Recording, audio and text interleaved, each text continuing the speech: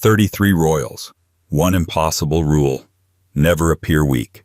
Behind crowns and coronations, behind oil portraits and public myths, lay bodies breaking in silence. Twisted spines, secret seizures, phantom heirs, and limbs that refused to obey. History painted them flawless. Reality was far stranger. This isn't the story of power. It's the story of what power had to hide. Welcome to the royal body double, where kings limped in silence, queens ruled from sickbeds, and the bloodline was anything but pure. This is 33 British royals who hid deformities and disabilities. And no, you were never supposed to know. Before we dive in, take a second to subscribe. If you love untold history and quiet conspiracies, you're in the right place. And while you're here, drop a comment. Where in the world are you watching from, and what time is it right now? Midnight in Manchester? Sunrise in Sydney? We want to know who's wandering these royal corridors with us. 1. Richard III. The bones were the first to speak. In 2012, beneath a Leicester parking lot, the remains of Richard III were unearthed. Coiled like a question mark, skull slumped sideways, spine curled into itself like a violin string pulled too tight. The discovery was a media sensation. But the real revelation wasn't where he'd been dumped, or the battlefield wounds carved into his bones. It was what his skeleton had been trying to hide in plain sight for over 5 centuries. A severe S-shaped scoliosis, twisting his spine by more than 70 degrees. This wasn't news to Shakespeare, of course. He had always painted Richard as a hunchback, a villain made villainous by deformity. But the truth was both simpler and stranger. Richard's condition had been actively concealed during his life, not exaggerated. He wore custom-tailored armor, specially designed to mask the asymmetry of his body. Painters flattered his posture. Chroniclers sidestepped his stature. And the myth of the twisted tyrant? That came later, when the Tudors needed a moral alibi for stealing his throne. In life, Richard had to walk a careful line. The 15th century was not kind to the visibly imperfect. Deformity was read as divine judgment, a sign of inner corruption. Power depended on projection, on appearing whole, composed, chosen. So Richard projected. He was a skilled horseman, an active commander in battle, and an administrator known for fairness, oddly enough. All of that had to be stage managed to counterbalance one brutal biological fact: a spine that wouldn't behave. There are no records of him complaining. That in itself is a clue. Chronic pain, difficulty breathing, limited mobility, none of it surfaces in his letters or the accounts of courtiers, which means the suffering was hidden, endured, or simply omitted. Kings weren't supposed to limp. After Bosworth, the concealment deepened. His enemies needed him monstrous, body and soul. They didn't just bury the man, they buried the truth about his body. He was cast as a scheming imp, bent and bitter, crippled by both ambition and vertebrae. The irony? The real man spent his life hiding his condition. The legend made it the centerpiece. And yet, how could a king so physically marked by scoliosis rise in such a brutal world? The answer lies in what the skeleton couldn't show: control. Richard's entire life was performance.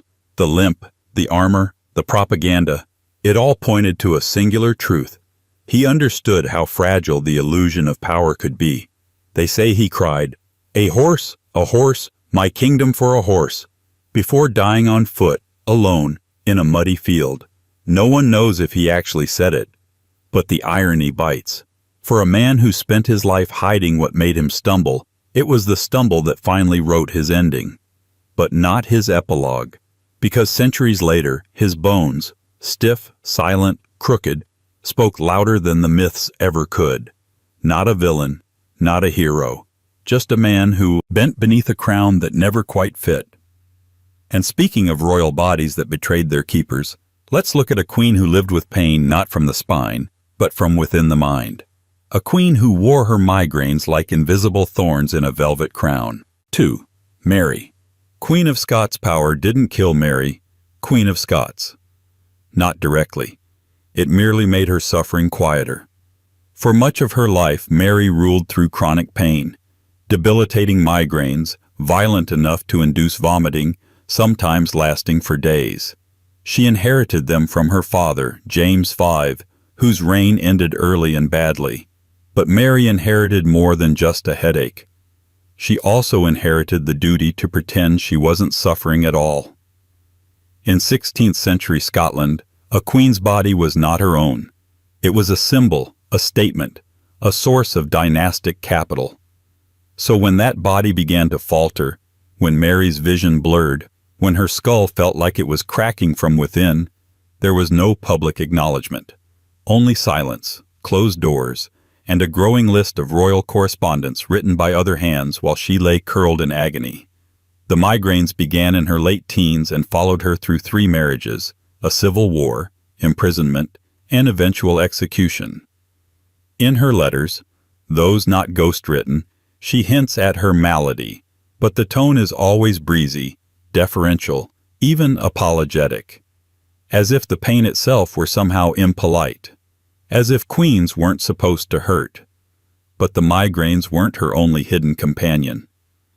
Mary was also plagued by rheumatism, which worsened as she aged.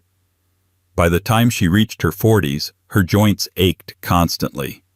She spent long days unable to move without wincing, and even longer nights hiding it all beneath embroidered gowns and formal smiles. Why hide it? Because illness made you weak. And weakness, in a court of knives, was fatal. Even her enemies admitted she had charisma, an aura, a kind of doomed magnetism. That helped. Her beauty became a political weapon, her charm a distraction. But it also deepened the isolation. People saw what they wanted, a tragic queen, yes, but always regal, always radiant. No one wanted to picture the same woman doubled over in a stone chamber, pressing cold hands to her skull, whispering prayers not to faint during council. Physicians came and went. Some bled her, others prescribed mercury. None helped. But all were sworn to silence. Her ailments were state secrets, not because they were shameful, but because they were dangerous. And yet, despite all this, despite chronic pain, civil unrest, and diplomatic exile, Mary survived longer than most expected. She adapted. She learned when to speak, and more importantly, when to fake wellness. That talent, more than any crown, was what kept her alive as long as it did.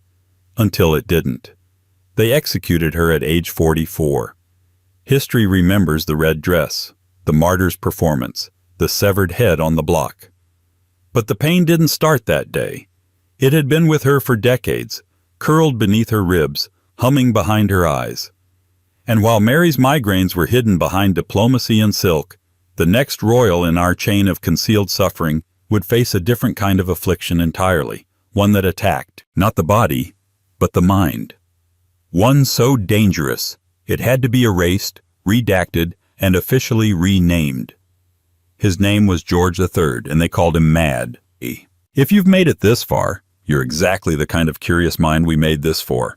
So go ahead, hit that subscribe button to stay lost in the stories they tried to bury. And while you're here, tell us in the comments, where are you watching from, and what time is it right now?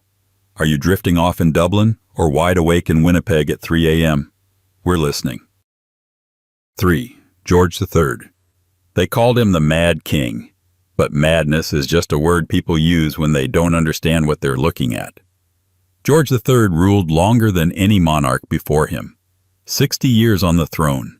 He lost the American colonies, survived assassination attempts, navigated global wars, and founded what many consider the modern British monarchy. But behind the powdered wigs, the calm blue portraits, and the clipped public addresses, something was wrong. Very wrong. For decades, he suffered from unpredictable and disturbing episodes, periods of mental disturbance that left courtiers alarmed, Parliament paralyzed, and the public unaware. Because every time George's mind betrayed him, his government scrambled to erase it. His first major breakdown came in 1788. He became talkative, uncontrollably so. Rambling speeches stretched for hours. He spoke to trees as if they were ambassadors. His letters became frantic, obsessive, laced with underlinings and cryptic repetitions. He stopped sleeping, stopped eating. Then, almost suddenly, he collapsed into a state of incoherence so severe that he was restrained for his own safety. And yet, the official bulletins were strangely upbeat. "The king is slightly unwell," they'd say. "The king requires rest. The king's condition is improving." He wasn't improving. He was disintegrating. But to admit that a monarch, God's anointed, could slip into madness? That was unthinkable. A constitutional crisis wearing a crown. If the king was mad, who ruled? And if he couldn't rule, what was he? So the government bought silence. Servants were replaced. Doctors were sworn to secrecy.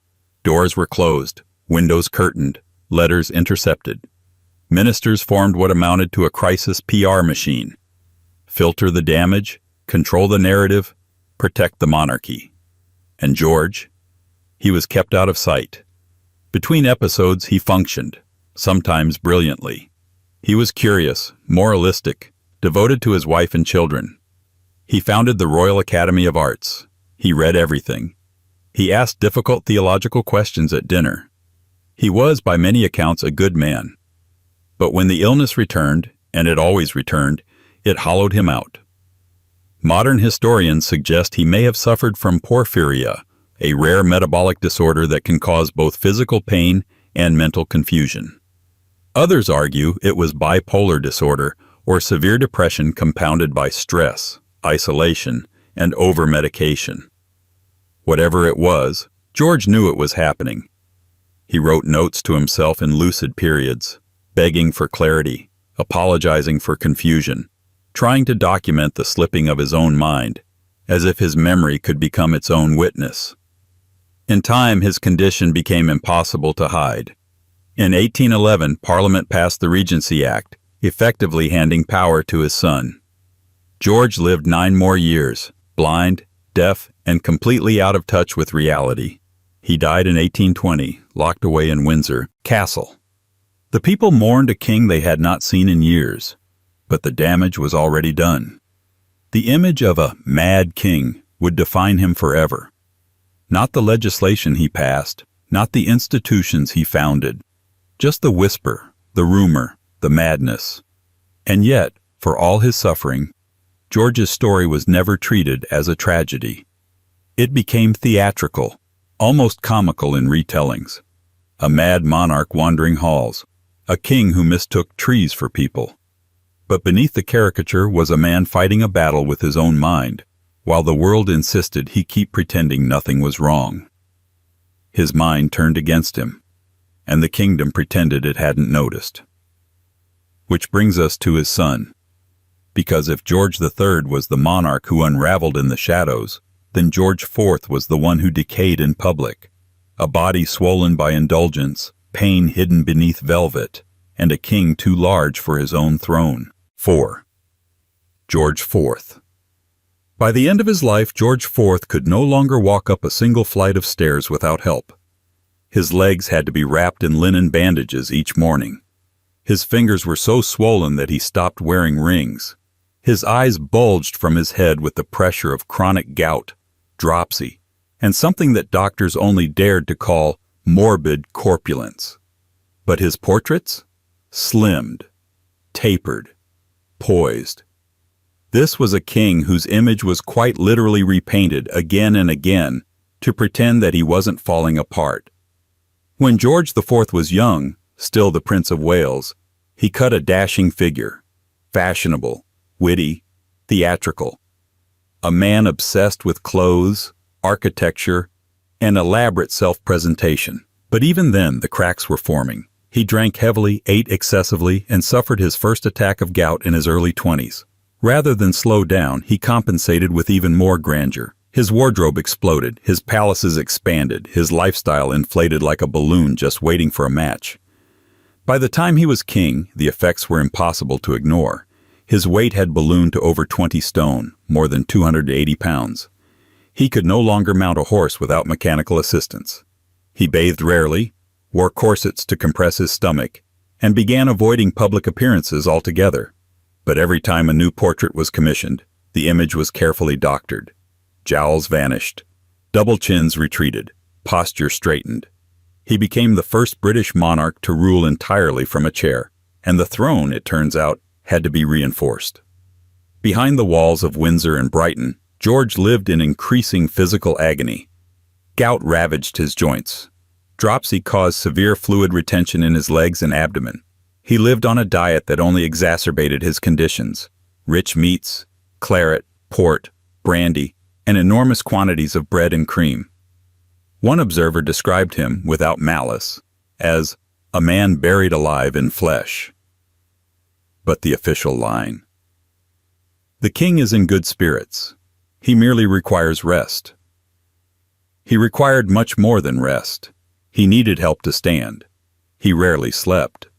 He had his chambers modified so he could move around in a wheeled chair.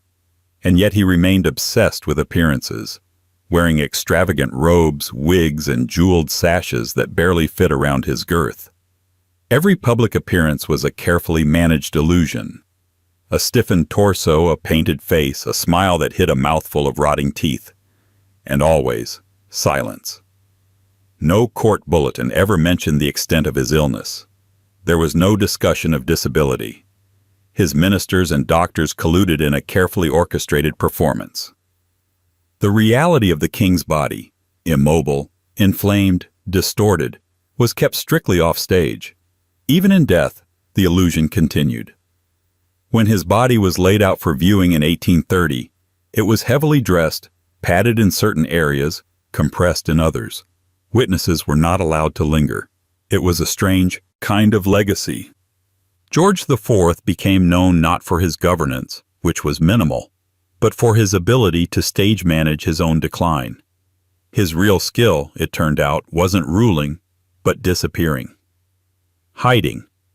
Curating a version of himself that looked vaguely king-like, even as the real man could no longer walk, stand, or sleep without pain. But if George IV hid his body behind velvet and varnish, the next monarch in our descent into royal denial chose a very different tactic: concealment through transformation.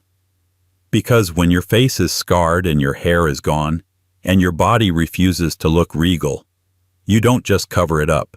You become a symbol instead, which is precisely what Elizabeth Worsted did. 5.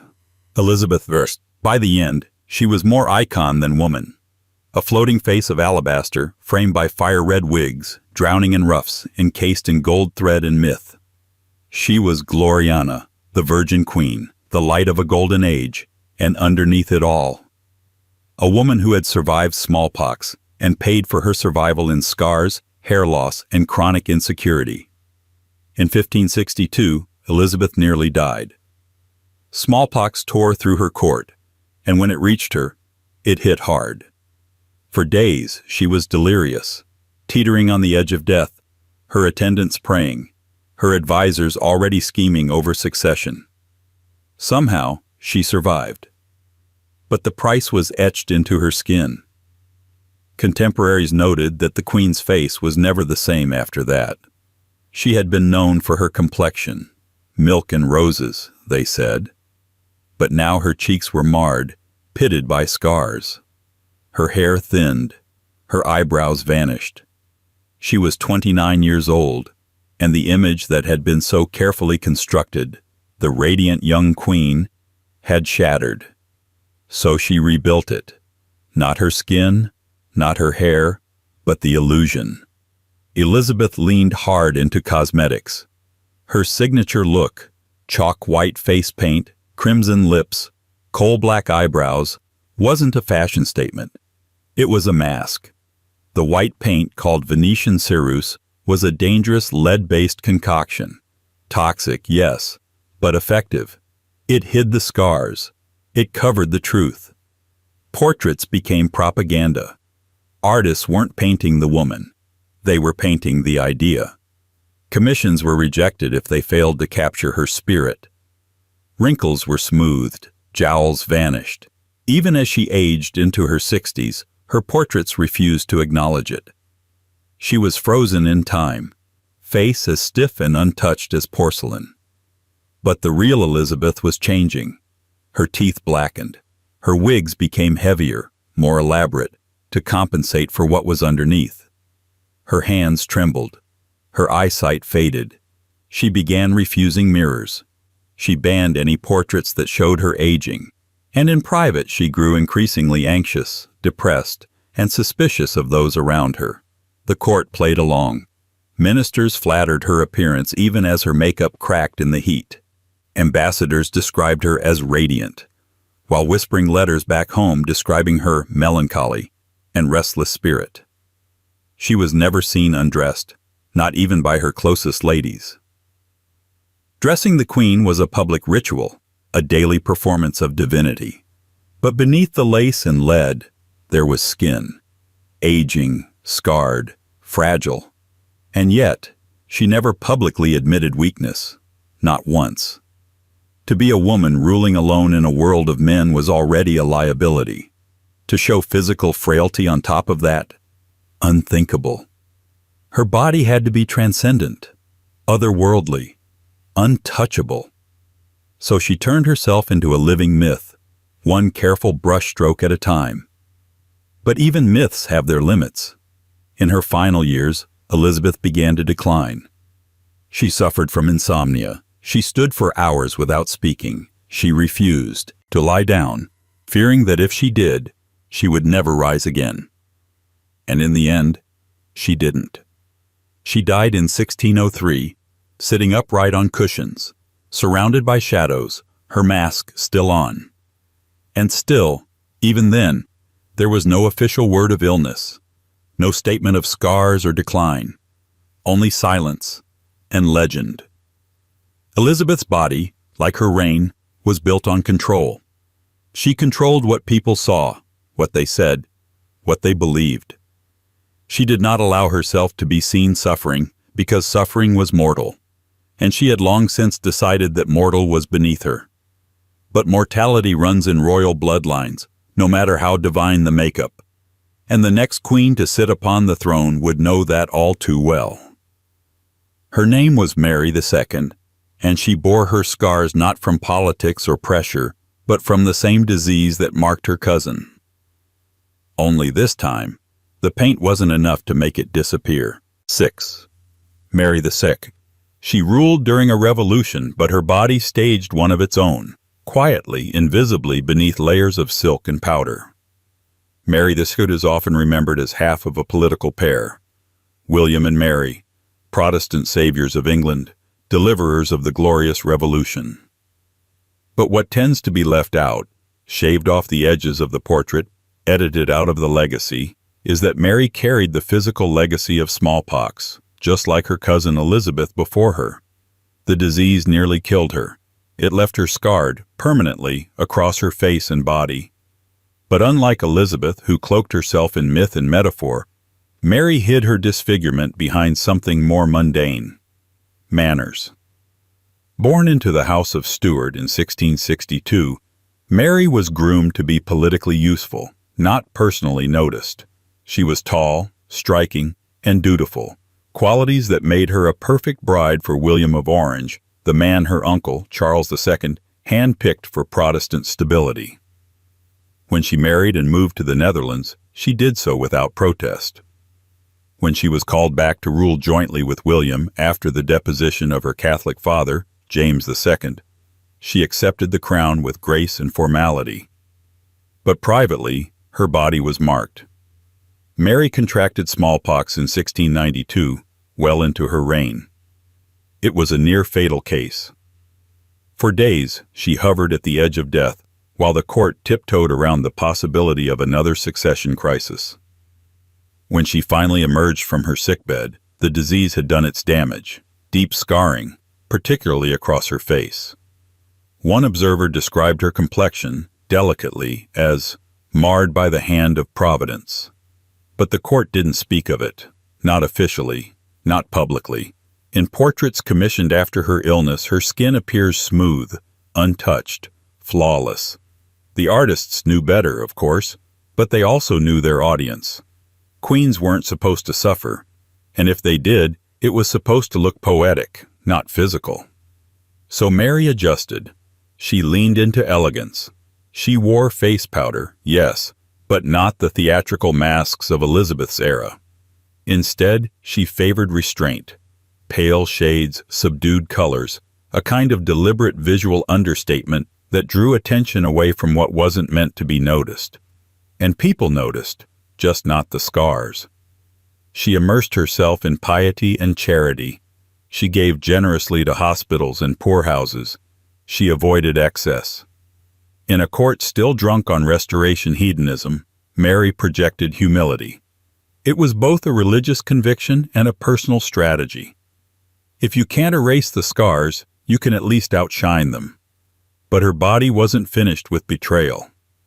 After surviving smallpox, Mary's health remained precarious. She complained of recurring fevers, joint pain, and exhaustion. These were not grand, visible ailments, just the kind that wear down a life from the inside. She soldiered on, as queens were trained to do, holding court, attending church, signing laws. But the court knew, her physicians knew, William knew. In 1694, she caught what was initially called a cold. It developed into a virulent form of pneumonia, and this time there was no recovery. She died at just 32 years old, after 9 years on the throne. William, usually stern and emotionally distant, reportedly wept openly. The nation mourned. Sermons compared her to saints.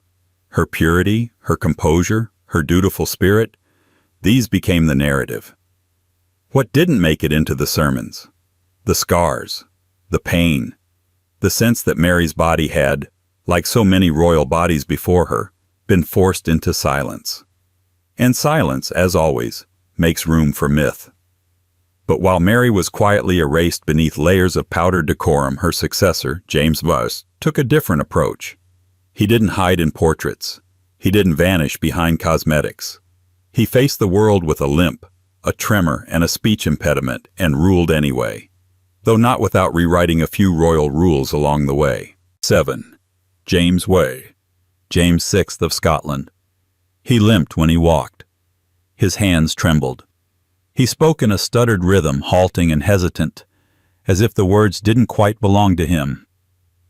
This was James VI of Scotland, later James I of England, the man who united 2 crowns, commissioned a Bible, survived the gunpowder plot, and became the living embodiment of divine right monarchy.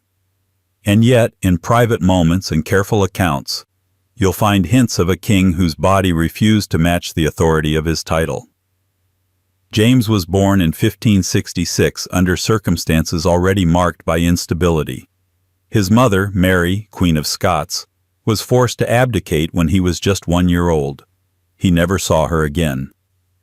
Raised by regents in a series of cold Scottish castles, James grew up isolated, bookish, and strangely frail. Reports from his early years describe weak legs, a slight twisting of the spine, and trouble walking long distances without tiring. As he aged, his walk developed into a noticeable limp, and his body remained thin, uneven, and ungraceful. He also suffered from a pronounced speech impediment, likely a stammer, that grew more obvious during times of stress. In public speeches, James often relied on notes, pre-written texts, or even stand-ins. When he had to speak extemporaneously, observers noted the disjointed cadence and muddled clarity of his voice.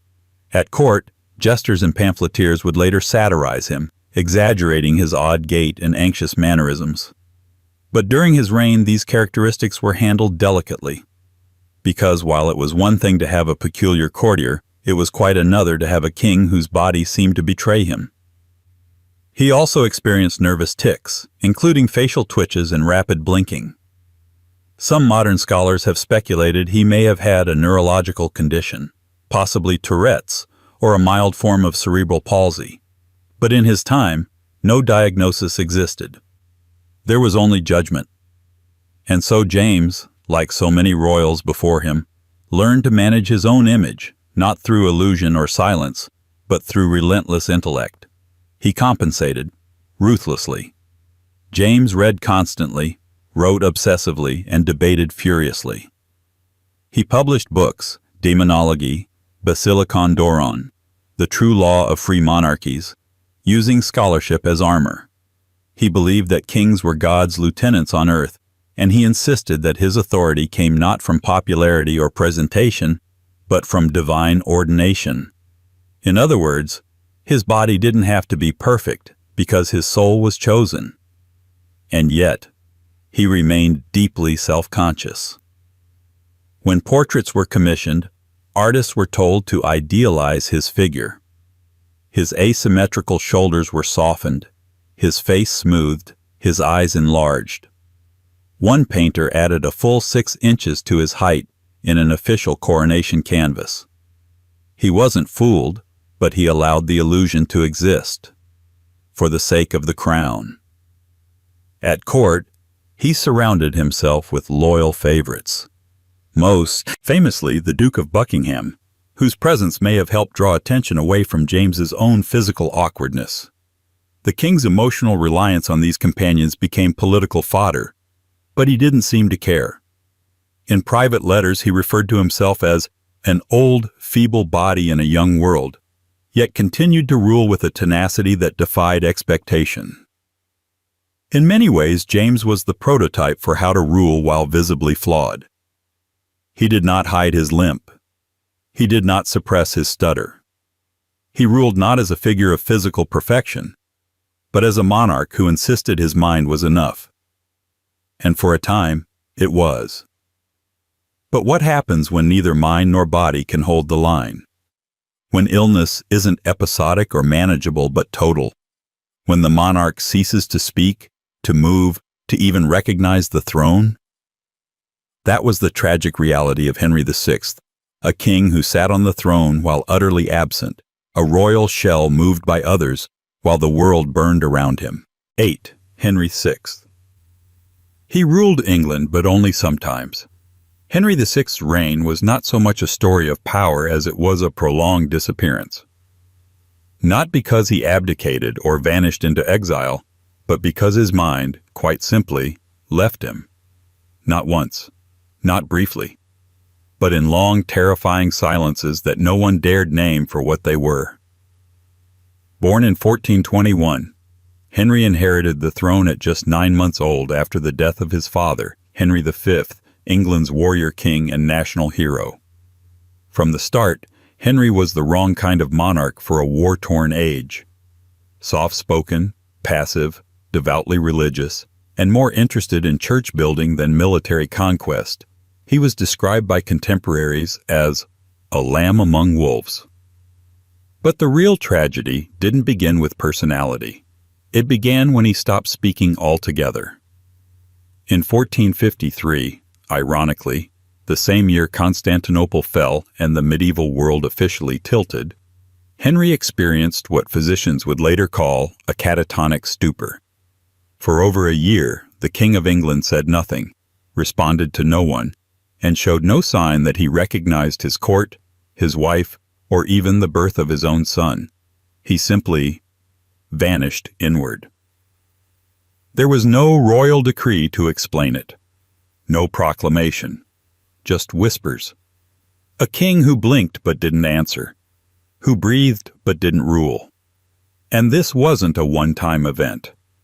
Henry's mental collapses, which modern scholars believe could have been episodes of catatonic schizophrenia, major depressive disorder, or a genetic psychiatric illness, recurred throughout his life.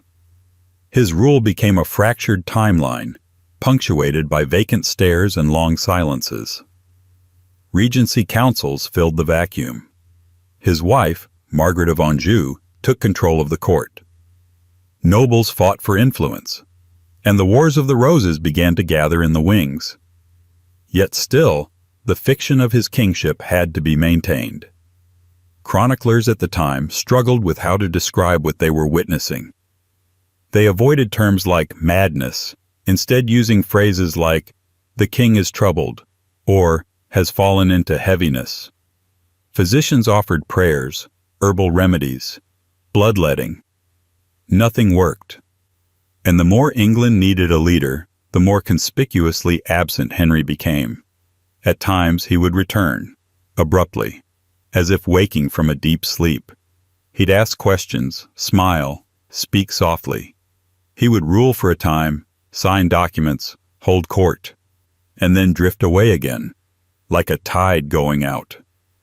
His reign became a kind of ghost story. The king was here, and then he wasn't. But make no mistake, this was not a private illness.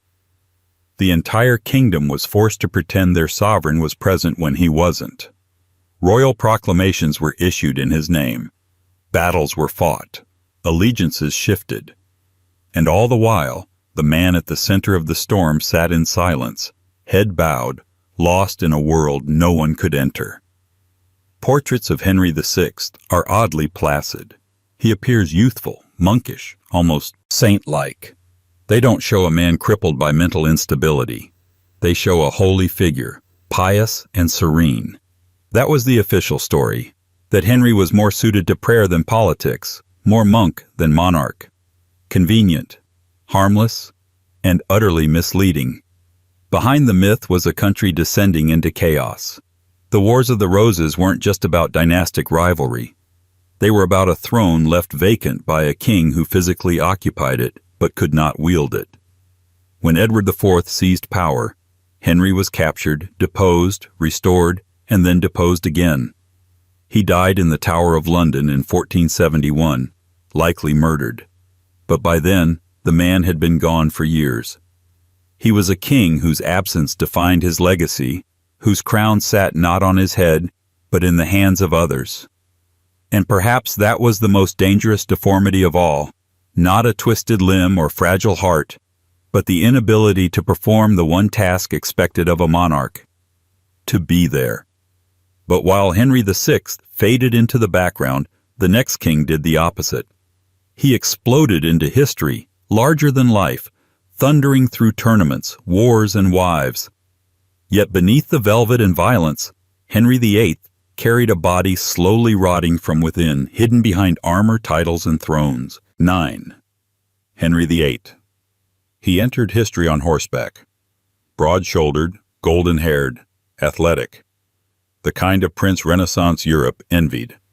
The kind of king England hadn't seen before. Henry VIII, heir to the Tudors, defender of the faith, master of 6 marriages and 1,000 myths. But he didn't end that way. By the time of his death in 1547, he could barely walk. His once celebrated legs were wrapped in bandages, oozing from chronic ulcers that would not heal. His mood had soured into something cold and explosive, and his court, once built on displays of strength, jousts, hunting, music, had become a tight-lipped circle of handlers trying to keep the truth away from public view, that the most powerful man in England was no longer whole. It started with a fall. In 1536, Henry was thrown from his horse while jousting, an accident serious enough to knock him unconscious for 2 hours. He was 44 years old, and though he recovered, something shifted. The leg wounds he sustained never fully healed. What followed were decades of pain, infection, and restricted movement, all carefully masked by thrones, flowing robes, and a royal image machinery already well practiced in the art of concealment. Those ulcers, stinking, suppurating, stubborn, became the king's constant companions. Courtiers noted how his legs had to be wrapped daily, how he could no longer mount a horse without assistance, how his temper darkened as his body slowed. But none of this made it into proclamations or portraits. Instead, the illusion held. Official likenesses showed a man still upright, broad-chested, domineering. He stared down from canvases with a fixed expression of ruthless certainty. No one painted the padded chairs he needed to support himself during audiences. No one captured the shuffle behind the ceremonial walk. And then there was his size. Henry VIII's obesity in later years is widely documented by observers, diplomats, even his own tailors. His waistline ballooned. His armor had to be refitted multiple times until finally it could no longer be worn at all. He became breathless after minimal exertion, reportedly sweating heavily through layers of velvet and fur. But still, no admission of decline. When foreign ambassadors sent home coded letters about the king's health, they did so carefully, noting, "The king appears less mobile," or somewhat short of breath. Euphemisms. Because telling the truth about a monarch's body was dangerous. It suggested vulnerability. And vulnerability invited ambition, from enemies within and beyond the realm. So Henry's court doubled down. His presence was amplified, even as his mobility shrank. When he could no longer walk through palace halls, others walked for him.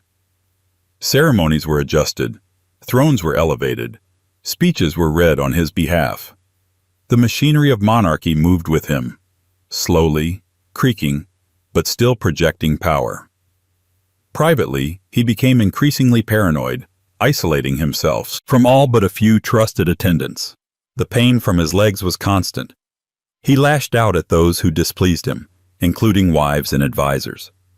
Some historians argue that his mood swings and erratic decisions in later life, executions, reforms, religious turnarounds, were not just political whims, but symptoms of chronic pain, compounded by infection and perhaps even undiagnosed complications from his head injury years earlier.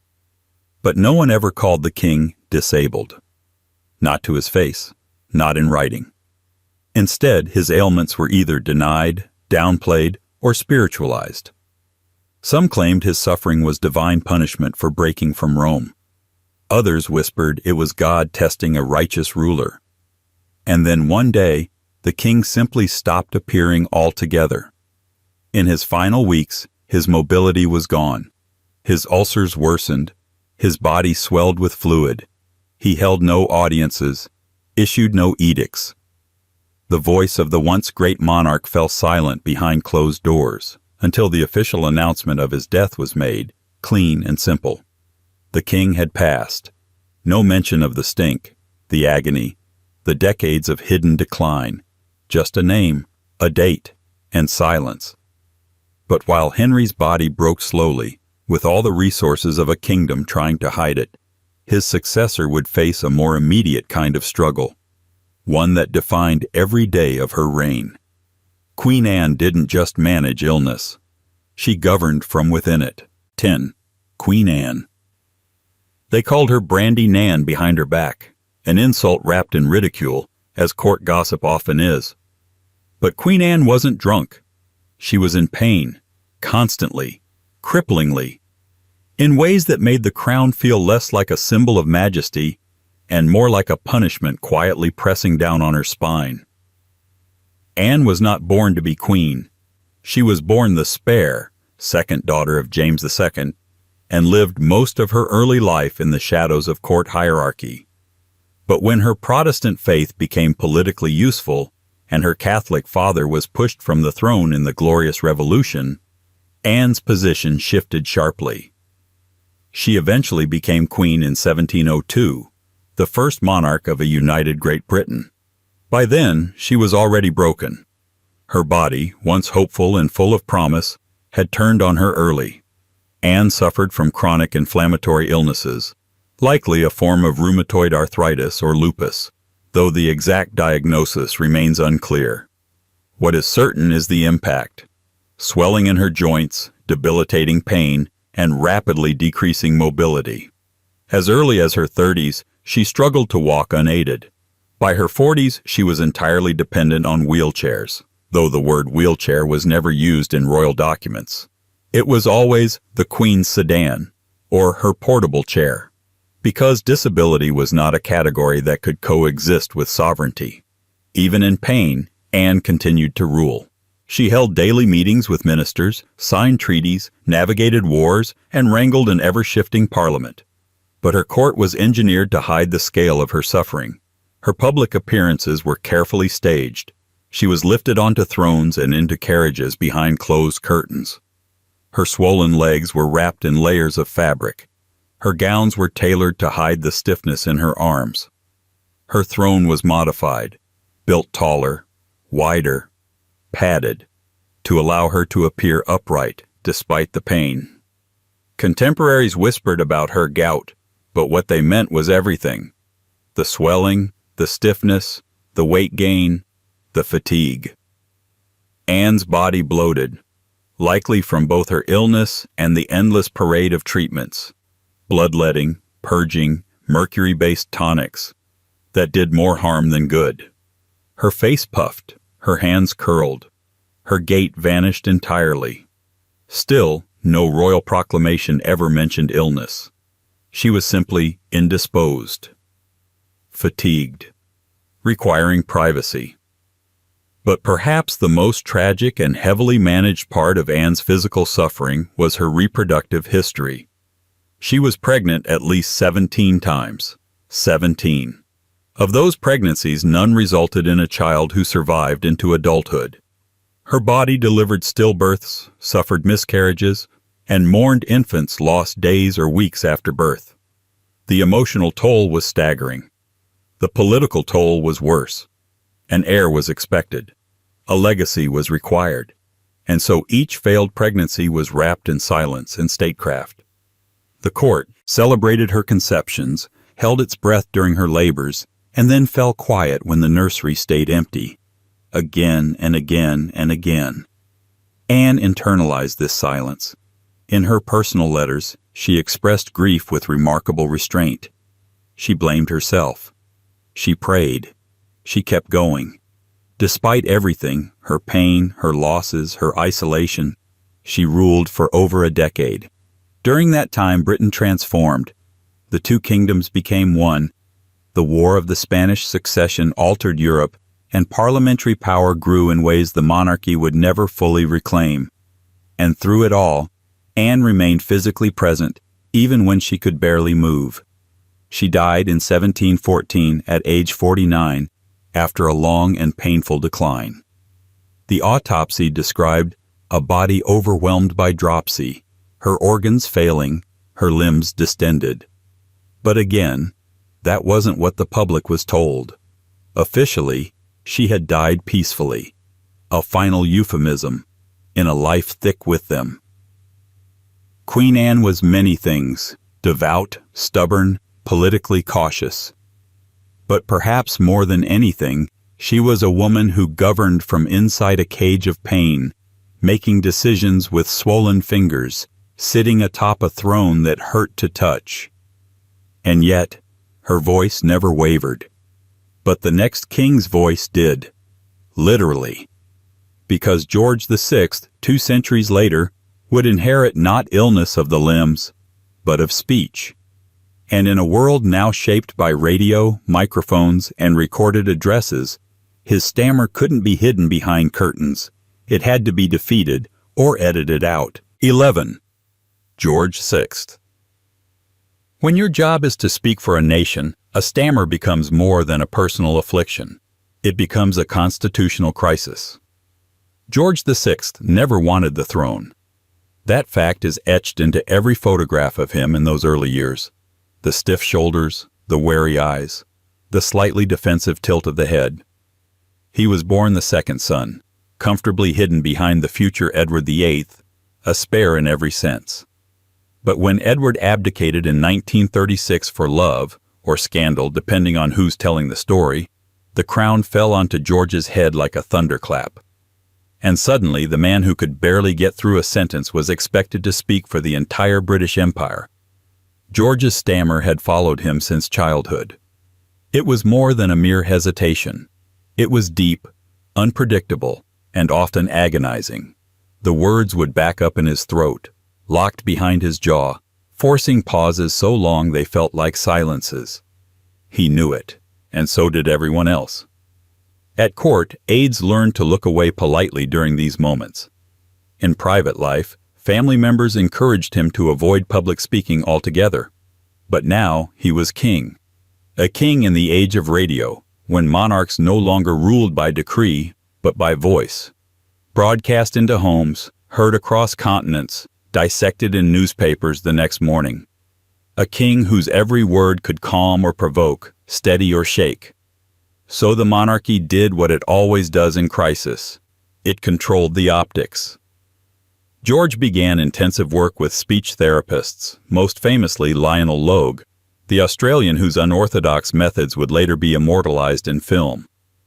But what the movies often skip is how desperate the real situation was. George wasn't just trying to sound polished, he was trying to survive the role, to prove to the government, to the world, and perhaps most cruelly, to himself, that he wasn't broken. He practiced for hours. He rehearsed each speech dozens of times, breaking them down syllable by syllable. He marked scripts with pauses, emphasized rhythm, and employed techniques like controlled breathing and pacing. But even with all this, the stammer didn't disappear. It simply became invisible to the public. Why? Because palace officials and the BBC developed a system of careful edits and retakes. When a royal broadcast was recorded, engineers would cut around his stumbles. Speeches were sometimes stitched together from multiple takes. Live addresses were minimized. And when they were necessary, George rehearsed to the point of exhaustion. Everything was orchestrated to create the impression of fluency, composure, command. Behind the curtain, it was a different story. He hated speaking. He dreaded ceremonial events. He would become physically tense before every engagement, his hands trembling, his jaw clenched. His wife, Elizabeth, the future Queen Mother, stood by him constantly, offering quiet support, subtle signals, calming presence. Yet despite it all, he became deeply beloved. Precisely because people knew, or at least suspected, that his strength came from struggle. During World War II, as bombs fell over London, George refused to leave the city. He visited bombed-out neighborhoods. He addressed the nation. And yes, sometimes, he stammered. But the people leaned in closer, not away. Because here was a man clearly battling something inside himself and doing it anyway. That quiet perseverance became the cornerstone of his image. Not power, not charisma, but dignity through difficulty. A monarch who didn't rise above struggle, but ruled within it. He died in 1952, aged only 56, exhausted by years of stress and heavy smoking, which had brought on lung disease and heart complications. But his voice, edited though it was, had already become part of Britain's collective memory. Not because it was perfect, but because it wasn't. Because every word you heard had been hard-won. But if George VI ruled with a shaky voice, the next royal in our descent into concealed frailty had once ruled with a fragile body, and a childhood marked by weakness, both physical and political. A monarch who mastered his own disabilities just in time to lose his head. Charles I was never supposed to be strong, but strength, in his case, would become a matter of performance, right until the very end. 12. Charles I. History remembers Charles I for how he died. Stoic, silent, kneeling before the blade. But long before that final, chilling image, Charles was defined by silence of a different kind. The kind imposed by a body that struggled to perform power in a world obsessed with appearances. As a child, Charles was considered weak, not metaphorically, physically. Born the second son of James III and Anne of Denmark, he was sickly from birth. His early years were marked by poor coordination, slow development, and a speech impediment that made even basic conversation a source of dread. He stammered. He paused unpredictably. He would seize up mid-sentence and blink in frustration, searching for words he knew but couldn't release. And then there were his legs. Contemporaries describe young Charles as delicate and unsteady. He struggled to walk without support. Some accounts suggest a form of muscle weakness or congenital joint instability. Whatever the root cause, the result was clear. The boy who would become king limped, physically and socially, through the royal court. His parents tried to shield him. Tutors were brought in to train his voice. Exercises were designed to strengthen his limbs. He was made to practice speeches alone for hours, walk in long corridors, and ride horses with specially built saddles to compensate for balance issues. His early education was not just academic, it was rehabilitative, a crash course in becoming visually acceptable. By the time his older brother Henry died and Charles became heir, the pressure tripled. A prince could be quiet. A king could not be weak. So Charles cultivated silence, not of absence, but of control. He learned to speak slowly, deliberately. The stammer never vanished, but it was disguised, smoothed by formality, hidden behind protocol. His limp became less visible as his movements were staged, his appearances carefully orchestrated, his public exposure limited. He developed a love of ceremony, structure, and control. Not coincidentally, his reign would be marked by rigid absolutism, constitutional crises, and escalating conflict with Parliament. To Charles, order was not optional. It was survival. His body had taught him that. His childhood frailty had carved a deep need for dignity, for invulnerability, for stillness. Ironically, it was that same rigidity that led to his downfall. Refusing compromise, he was eventually captured, tried, and executed.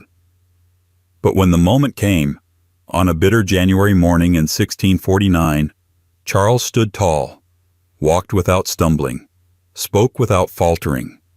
The limp and the stammer were gone, at least for that hour. To many, that final composure made him a martyr. To others, it was a tragic irony, a king who spent his life hiding his body and who became immortal only by losing it.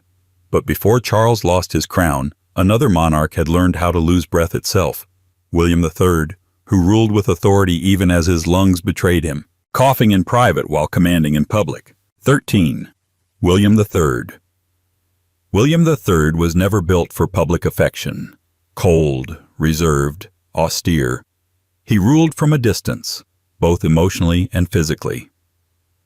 But behind that chilly exterior was a constant, wheezing companion, a lifelong battle with asthma, a condition that shaped not just his health, but his entire approach to monarchy. Born in The Hague and shaped by war, William arrived in England in 1688 with a sword in one hand and a declaration of constitutional monarchy in the other. He came not to charm, but to conquer.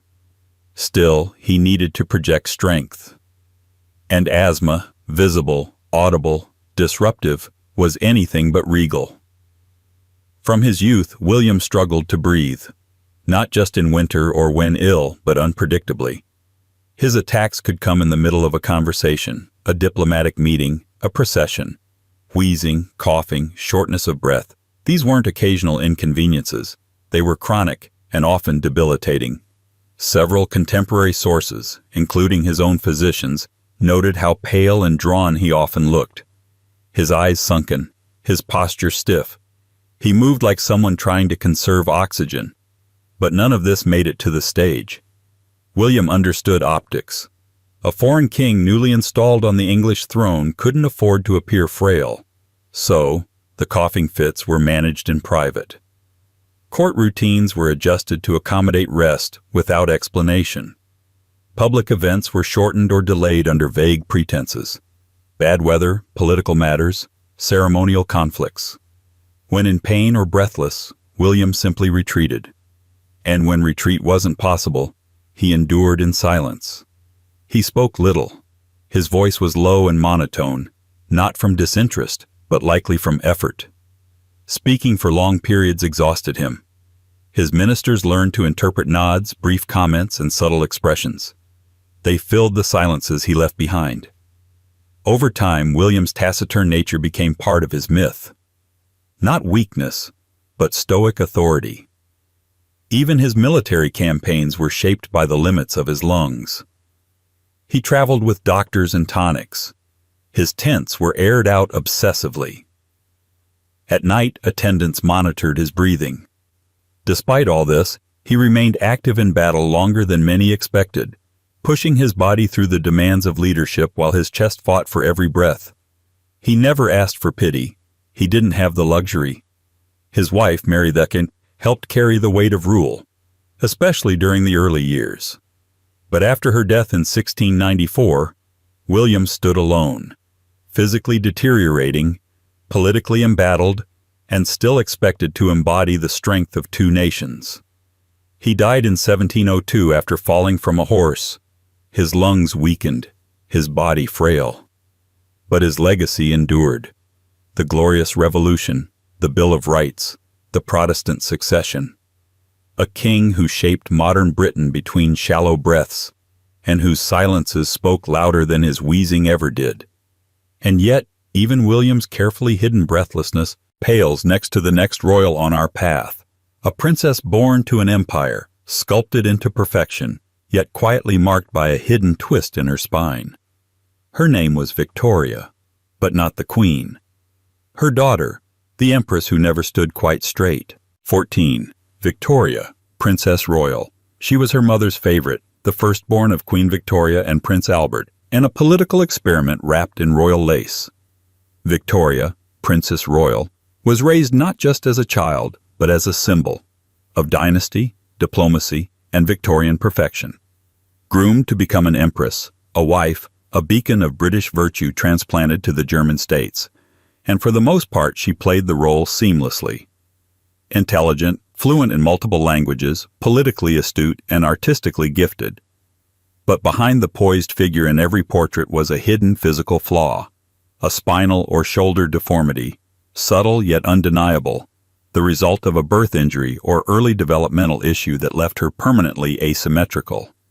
It was not pronounced, not dramatic, not something that required a cane or wheelchair. But it was enough. Enough for doctors to take note, enough for court seamstresses to learn which angles worked best for camera and canvas.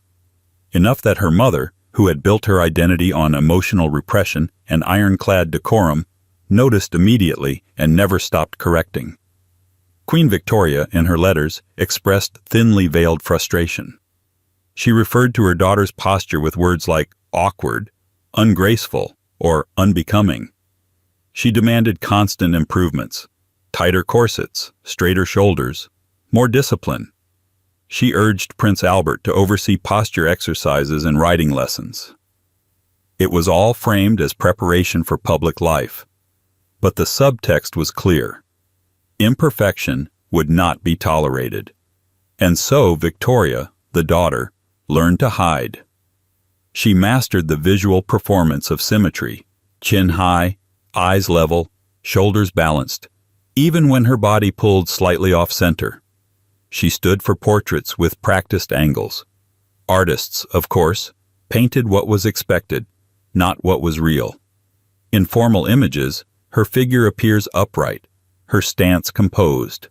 But informal sketches hint at a curve, a slight drop in one shoulder, a turn that suggests constraint rather than grace. When she married Frederick, Crown Prince of Prussia, and moved to Berlin, she carried her secret with her. Among the stiff formality of the Prussian court, appearance mattered more than ever. She wore layers of structured fabric, rigid corsetry, and high collars, not simply for fashion, but to compensate. Her discomfort was buried beneath velvet and duty. Still, whispers persisted. Her critics in Germany, who resented her British liberalism, sometimes seized on her strangeness, her posture, her perceived stiffness, and used it to question her strength, her femininity, even her loyalty. All while she mothered 8 children, including the future Kaiser Wilhelm II, who himself would be born with a withered arm.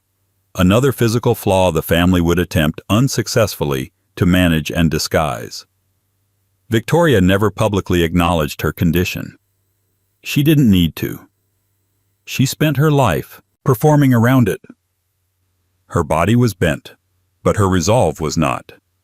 And while her hidden curvature was veiled in layers of fabric and formality, her mother, Queen Victoria herself, carried a genetic secret far more dangerous. One not seen, but inherited. One that would silently ripple through the bloodlines of Europe and bring empires to their knees. 15. Queen Victoria. She was the grandmother of Europe, the iron-willed widow in black, the monarch whose reign defined an entire era. But Queen Victoria, so famously unyielding in temperament, carried within her something far more fragile, a genetic mutation that would haunt generations of royals. Not a visible affliction, not something whispered in drawing rooms or scrawled in the margins of court diaries, but a silent passenger in her blood, hemophilia. Victoria herself never suffered the symptoms, but she was almost certainly a carrier of the condition, a mutation likely originating with her, since no known trace exists in previous generations. Hemophilia, a rare disorder that prevents blood from clotting properly, is inherited in an X-linked pattern. A woman can carry it silently. A man, if he inherits it, bleeds without end. Bruises swell. Cuts linger. Joints fill with blood after the smallest injury. In the 19th century, before modern treatment, it was often a death sentence. For a commoner, this would be a tragedy. For a royal family, it was a dynastic crisis. Victoria passed the gene to at least 3 of her 9 children. One of them, Prince Leopold, would be diagnosed outright. Several of her daughters became carriers, seeding the condition into the royal houses of Russia, Spain, and Prussia. Yet the existence of the disease was treated with absolute secrecy, not because it was shameful, but because it was politically explosive. A monarch was meant to symbolize stability, continuity, divine selection. Hemophilia did the opposite. It revealed frailty. It threatened succession. It meant heirs could die from a stumble. For a royal house, that kind of vulnerability wasn't just inconvenient, it was dangerous. Victoria never spoke publicly about it. Her letters make oblique references to Leopold's delicate constitution, his bleeding fits, his troublesome joints. There are hints of guilt, too, brief, defensive comments about how one cannot be blamed for accidents of inheritance. But even in private, she refused to dwell on it. The issue was not just medical, it was political, reputational, existential. Portraits of her children show them rosy-cheeked and healthy. Official biographies gloss over lingering illnesses. And still, the blood told its own story. When Leopold bruised too easily, his staff blamed the weather. When Russian Tsarevich Alexei, her great-grandson, collapsed from minor injuries, the Russian court buried it beneath layers of mysticism and denial. Victoria lived to see the consequences. She watched as her descendants married into foreign courts, unknowingly spreading the condition. She saw the complications, the injuries, the quiet deaths. But she never acknowledged the thread connecting them all. She ruled for 63 years, unshakable, unapologetic. But beneath her crown flowed a genetic legacy more lasting than any empire. And from that legacy came her son, Prince Leopold, the most fragile of her children. A prince whose every bruise was a threat, whose body was treated like glass, and whose life would become a study in how to survive when your very blood refuses to stop. 16. Prince Leopold, Duke of Albany. He was born a prince raised as a question. From the beginning, Prince Leopold, Queen Victoria's youngest son, was different, not in temperament, but in constitution. Where his brothers rode, hunted, and trained for war, Leopold watched from the sidelines, not out of choice, but out of necessity. His body, from the very start, simply wouldn't cooperate. By the age of 3, the symptoms were impossible to ignore. Small bumps led to large bruises. Minor cuts refused to clot. He would wake with painful, swollen joints, his knees and ankles visibly distended, sometimes unable to bear weight for days. It was the signature curse of hemophilia, the blood disorder his mother had unknowingly passed down to him. But while others could afford to acknowledge illness, royalty had only one acceptable posture: strength. So the diagnosis was never officially named in public, not once. In private, the royal household whispered of his condition, his delicacy, his fragility. Servants were instructed not to speak of his injuries. His tutors were trained to accommodate his limitations without drawing attention to them. Even his mother, Queen Victoria, who adored him, refused to let illness define him. He must have a full life, she insisted, not a sick-room existence. And so Leopold tried, desperately. He was bright, arguably the most intellectually gifted of Victoria's sons. He attended Oxford, studied the classics, befriended artists, writers, scientists. He loved poetry and philosophy. But behind the scholarly charm was a boy raised in a palace of caution. Every outing was measured, every activity calculated. The royal physicians became a permanent presence, always nearby, always watching. His condition wasn't just physical, it was political. An heir who could bleed to death from a slip on the stairs posed a dynastic risk. Marriage, succession, even basic public appearances had to be negotiated around his health. His family debated whether he should marry at all, fearing the disease might be passed on. Leopold pushed back. He wanted more than his sick room. He wanted a life. Eventually, he married Princess Helena of Waldeck and Pyrmont. Their union was happy but brief. They had 2 children, one of whom, Alice, would become a carrier herself, ensuring the disease continued its quiet march through European royalty. In 1884, while traveling in Cannes, Leopold slipped and fell. The injury wasn't major by most standards. But for him, it was fatal. Internal bleeding set in. There was no cure, no treatment. He died at just 30 years old. The press mourned him as a scholar prince, a gentle soul. But the full truth of his condition remained veiled. Not out of shame, out of strategy. The British royal family had no room for weakness that might threaten its image of permanence. And yet, the same genetic burden that took Leopold would quietly mark his sisters. Princess Alice of Hesse, bright, devout, politically active, would carry the same silent code, pass it on, and see the consequences ripple into revolution. 17. Princess Alice of Hesse.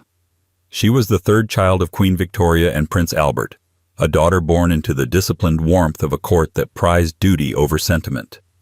Princess Alice was clever, introspective, and deeply compassionate, perhaps the most emotionally intelligent of Victoria's children. She grew into a devoted wife, a hands-on mother, and an early adopter of modern nursing methods long before such things were considered royal behavior. But beneath her soft demeanor and progressive values, Alice carried something far more treacherous than idealism. She was a carrier of hemophilia. The mutation passed from her mother to her, and from her to her son. But at the time of Alice's life, this chain of transmission was invisible. Genetics wasn't yet understood. The science of inheritance was in its infancy. What the royal family knew was simply this. Alice's male child was sick, and no one could explain why. Her son, Friedrich, called Friddy, was born in 1870. He was bright, cheerful, and adored. But within his first year, bruises began appearing without cause. A small bump to the head would swell for days. Minor cuts wouldn't close. Alice, who had grown up with the euphemisms and evasions of court language, recognized the pattern instantly. Her little boy had the same condition that had plagued her brother Leopold. And just like that, the shadow fell across another branch of the family tree. Friddy's hemophilia was not public knowledge. The court kept it quiet. The German press made no mention. Alice herself confided only in trusted friends and family. But in her letters, the strain is evident. She writes with a careful optimism that reads more like emotional triage. She knows what's coming. It came in 1873. While playing in a room with an open window, Friddy fell a short distance, less than a few feet. Under normal circumstances, it would have been a harmless tumble. But for a hemophiliac child, the injury triggered internal bleeding that doctors could not stop. Alice held him for hours, helpless, knowing exactly what was happening and exactly how it would end. He died at just 2 years old. The official cause of death was listed simply as injury. No mention of blood, no mention of disease, only silence. Alice never recovered. She continued her charitable work, founded nursing programs, and cared for her remaining children, but a part of her withdrew.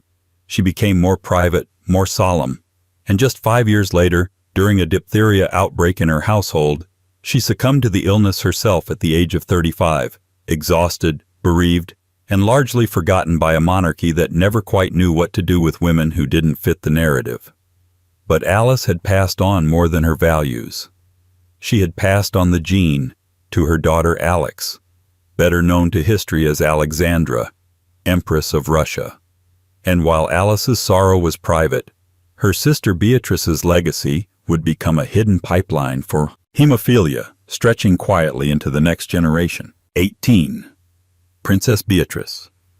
By the time Princess Beatrice was born in 1857, Queen Victoria had buried her beloved Prince Albert and retreated into a fortress of black crape and ritual mourning.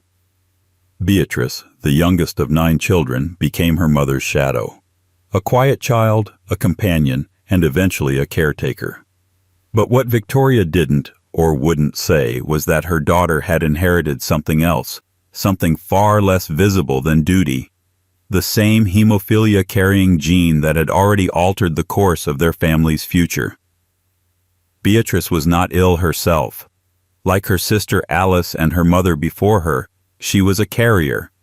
She lived with no symptoms, no outward sign that anything in her blood might be dangerous. But as always, the danger was reserved for the next generation. For decades, Beatrice was discouraged from marrying. Queen Victoria, fiercely dependent on her youngest child for emotional support, had no intention of letting her go. It wasn't until Beatrice was well into her 20s that she secretly began a romance with Prince Henry of Battenberg. The Queen eventually gave in, grudgingly, but only on the condition that the couple live with her. Even in marriage, Beatrice remained within reach. She had 4 children. 2 of her sons, Leopold and Maurice, would inherit hemophilia. The name was familiar by then. The condition had already taken her brother Leopold, her nephew Fritti, and begun its quiet work in other corners of Europe. But now it returned to Beatrice's own home. Still, the pattern continued: silence, euphemism, and concealment. The condition was never named in official court records. Leopold's frequent injuries were described as delicate health. Maurice, who died in World War I, was memorialized as a soldier and a hero, his condition omitted entirely from public memory. Beatrice, like her mother, maintained the careful fiction that the royal body, though occasionally prone to melancholy or fatigue, remained fundamentally strong. But within the family, there was no such illusion. Beatrice lived in quiet anxiety. Her letters reveal a woman both loving and deeply aware of the fragility she had passed on. She outlived 3 of her 4 children, and although she rarely spoke about the hemophilia that shaped so much of their lives, the pattern continued to haunt the bloodlines of her descendants, rippling outward through the Battenbergs and into the broader tapestry of European nobility. She died in 1944, at the age of 87, one of the last surviving children of Queen Victoria, and the final link in a genetic chain that had reshaped dynasties. Her legacy, like her life, was understated. No scandal, no rebellion, just the quiet transmission of something nobody could see, until it was far too late. And yet in Beatrice's case, concealment led to scandal. Because her daughter-in-law, Victoria Eugenie of Battenberg, would marry into the Spanish royal family and bring hemophilia with her. The result wasn't just tragedy, it was national chaos, and it was never supposed to happen. 19. Victoria Eugenie of Battenberg. She was born royal, but not quite royal enough. Victoria Eugenie, granddaughter of Queen Victoria, daughter of Princess Beatrice, and yet always slightly on the margins of true power. Her early life was filled with courtly half-shadows. A royal name, but not a royal house. Privilege, but not primacy. Until one day she was chosen, not by fate, but by a king in search of a wife. And with that choice, she became Queen of Spain, and the unwitting carrier of a genetic time bomb. In 1906, she married King Alfonso XIV of Spain, a union orchestrated as both a romantic gesture and a diplomatic coup. British and Spanish royalty entwined, Protestant blood embraced by Catholic tradition, a modern queen consort imported from Windsor to Madrid. The Spanish public, skeptical from the start, eyed her coolly. She was foreign, Protestant at first, and above all, English. But none of that compared to the scandal that followed. From her mother, Princess Beatrice, Victoria Eugenie had inherited the hemophilia gene. Like her mother and grandmother before her, she showed no signs of illness herself. There was no test, no confirmation, no way to know for certain, until she began having children. Her first son, Alfonso, was born in 1907. Within months, it became clear something was wrong. Minor injuries caused major bleeding. The child bruised easily, bled often, and recovered slowly. The king, stunned, began asking questions. Doctors gave answers in cautious Latin. And quietly, the truth surfaced. The new queen had brought hemophilia into the Spanish royal bloodline. The king was furious. He accused Victoria Eugenie of ruining the family, of infecting the heirs to the throne. Their relationship, never particularly close, soured rapidly. Though they remained married in name, Alfonso took lovers, spent long periods away from court, and publicly distanced himself from his wife. She, in turn, devoted herself to her children and charitable work, enduring whispers in the palace and suspicion in the press. 2 of her sons were confirmed hemophiliacs. Both lived lives of cautious confinement. The eldest, Alfonso, was forced to renounce his rights to the throne in order to marry a commoner. The younger, Gonzalo, died at 19 from internal bleeding after a minor car accident. The Spanish public, already weary of monarchy, saw weakness, failure, a curse. Hemophilia became more than a medical condition. It became a political symbol. And Victoria Eugenie, though not to blame, bore the brunt of it. She withdrew from court life, lived largely abroad, and watched from afar as the monarchy she had married into collapsed into exile in 1931. She died in 1969, long after her husband, long after her kingdom, and long after the scandal faded from public memory. But the damage had been done. A gene passed in silence had cost her more than reputation. It had helped unravel a crown. And while Victoria Eugenie was exiled by genetics, the next royal was hidden altogether. Not because he was dangerous, but because he was different. A child who shook, stared, and couldn't be explained. His name was Prince John, and they kept him out of sight. 20. Prince John. He was the forgotten son, the 6th child of King George V and Queen Mary, and the one who quietly disappeared from public life before he ever had the chance to be remembered. Prince John, born in 1905, came into the world with all the expectations of royalty, until it became clear that he would never quite fit the frame built for him. At first he was simply described as high-spirited, or a little difficult. He was cheerful, energetic, full of nervous laughter and unpredictable movement. But as he grew, his behavior began to diverge further from his siblings. He had difficulty focusing. He startled easily. His speech developed slowly, and his social skills lagged behind. Eventually, seizures began. Today, we'd likely understand Prince John as a child with epilepsy and signs of autism, or a developmental disability. But in the early 20th century, there was no such language. Only silence, discomfort, and a deep royal instinct to protect the image of the family above all else. At age 4, John's seizures became frequent. His condition was labeled unstable and delicate. Soon after, he vanished from official royal duties entirely. There was no announcement, no medical explanation, no palace statement. He was simply moved. In 1917, he was relocated to Wood Farm, a modest house on the Sandringham estate. It was presented as a peaceful retreat, a place for quiet and recovery. In reality, it was a kind of soft exile, a royal solution for a child who could not be made to perform the expectations of monarchy. There, he lived with a nanny, a tutor, and a handful of attendants, far from the public eye and largely separated from his siblings. His parents visited occasionally but distantly. His older brother Edward, later Edward VIII, described him with barely veiled contempt as more of an animal than anything else.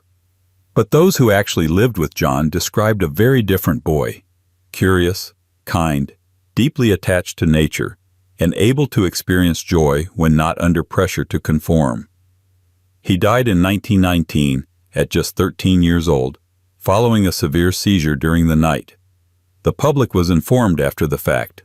Most had never known there was a sixth son. His funeral was small, his headstone plain. The royal family expressed sorrow, but also, in their own words, relief. The burden was over.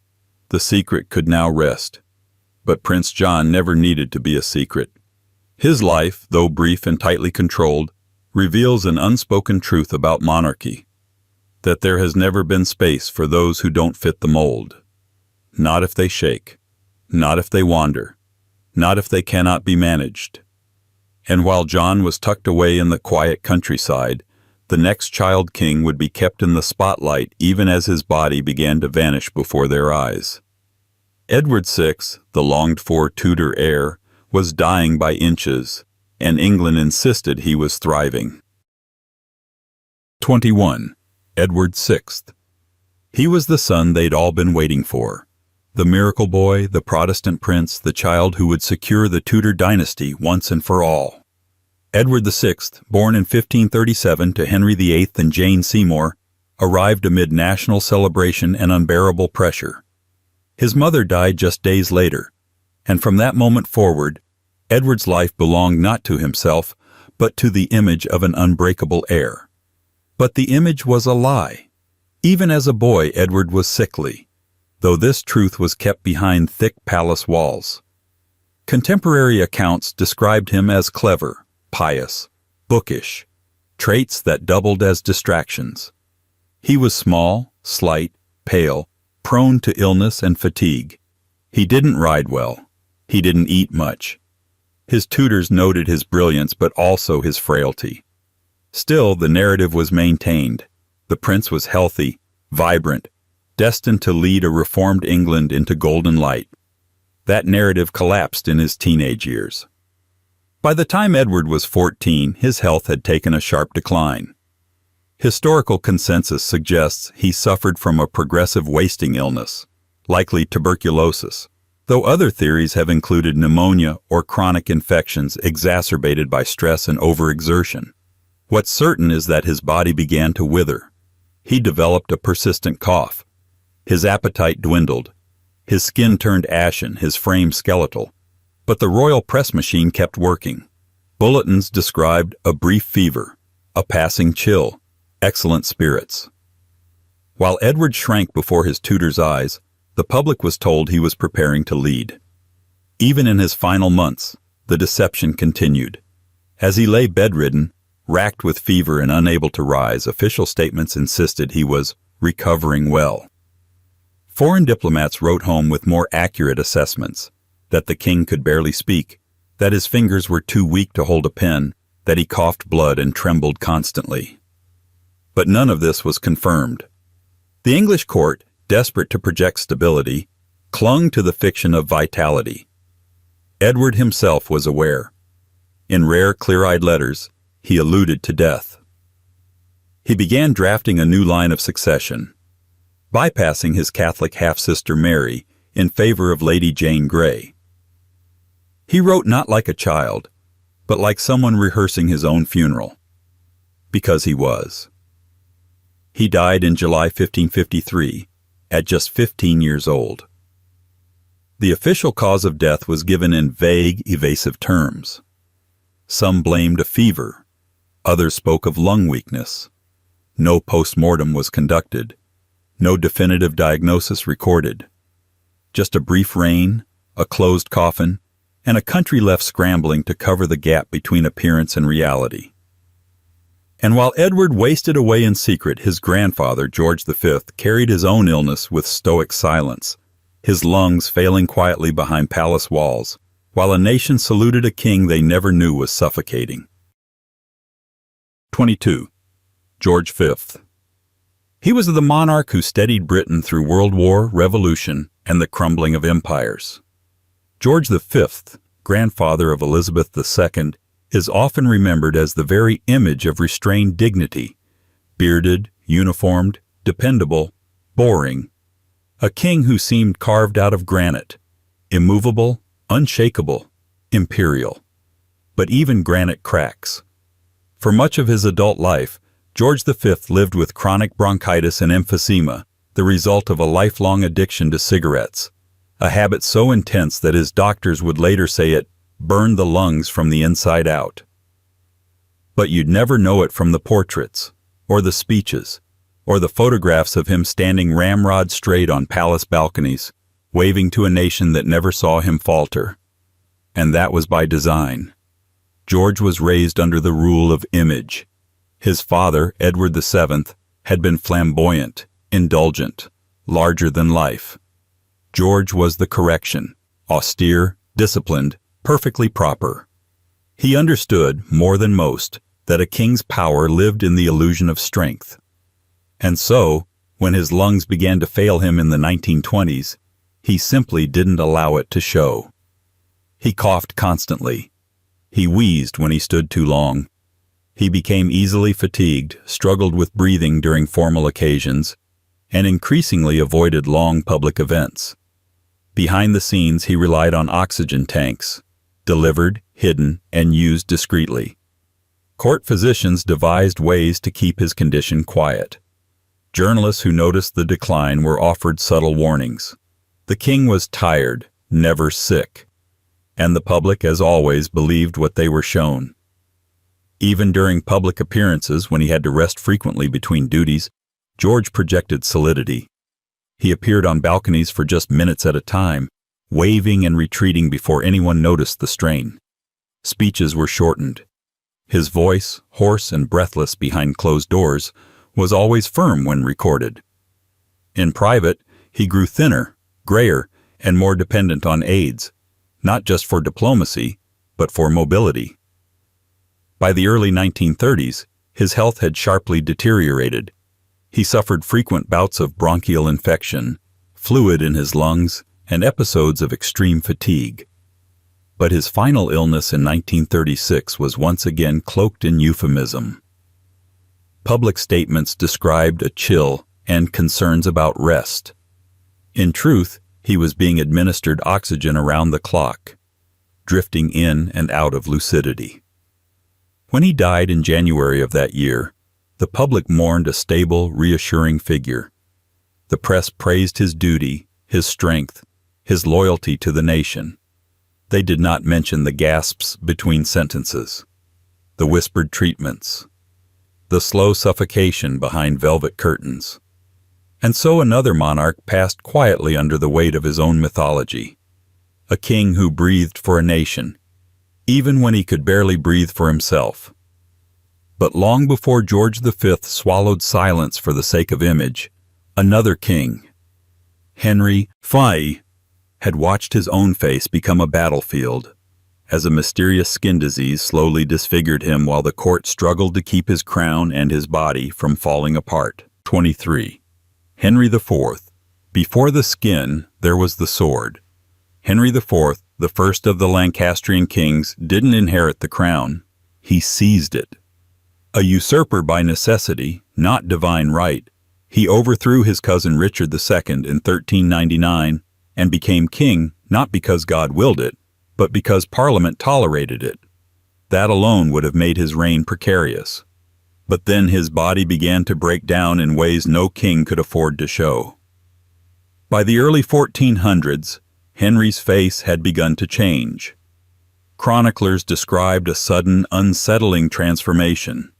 Sores, inflammation, scaly lesions, a creeping skin condition that disfigured his features and left him in pain. Some reports speak of a leprosy-like illness, though modern historians dismiss that diagnosis. Today, the most likely explanation is severe psoriasis, possibly compounded by lupus or another autoimmune disorder. But whatever the cause, the result was the same. The king's face was no longer suitable for display. and so it was hidden. For much of his reign, Henry became increasingly absent from public view. Ceremonies were shortened, appearances limited. When he did show himself, it was often behind heavy veils, elaborate robes, and ornate crowns, symbols meant to draw the eye away from what could no longer be disguised. Official portraits, of course, showed no such disfigurement. In them, he remained every inch the rightful monarch, clear-eyed, composed, symmetrical. But behind the scenes, his court was deeply unsettled. The king's physical decline raised uncomfortable questions. If divine favor had placed him on the throne, why was his face the one to suffer? If God approved of his kingship, why did he look more like a leper than a lord? The whispers began. Enemies seized on the transformation. Some claimed it was divine punishment for the deposition of Richard II. Others hinted at witchcraft or poison. Even allies found it difficult to explain. Chroniclers who supported Henry sidestepped the details, referring vaguely to illness, fevers, or holy suffering. Medical records, such as they were, described abscesses and eruptions, but never committed to a diagnosis. The mystery was politically safer than the truth. His health fluctuated for years. At times he seemed to recover, only to relapse. During long absences from court, rumors circulated that he had died, or worse, gone mad. But always he reappeared just in time, cloaked in ermine and rhetoric, reminding everyone that he was still king, even if his own skin no longer cooperated. He died in 1413, aged around 45, his body reportedly worn out by illness. No autopsy, no formal explanation. Just a quiet burial in a reign remembered for unrest, rebellion, and a face too complicated for history to properly record. And while Henry's affliction disfigured his face, his daughter-in-law Caroline of Ansbach would endure a hidden agony of her own, not in her skin but deep within her body, where a secret hernia grew over decades until it could no longer be kept behind lace and protocol. 24. Caroline of Ansbach. By all appearances, Queen Caroline of Ansbach was the picture of Hanoverian refinement, cultured, clever, politically astute, and always impeccably dressed.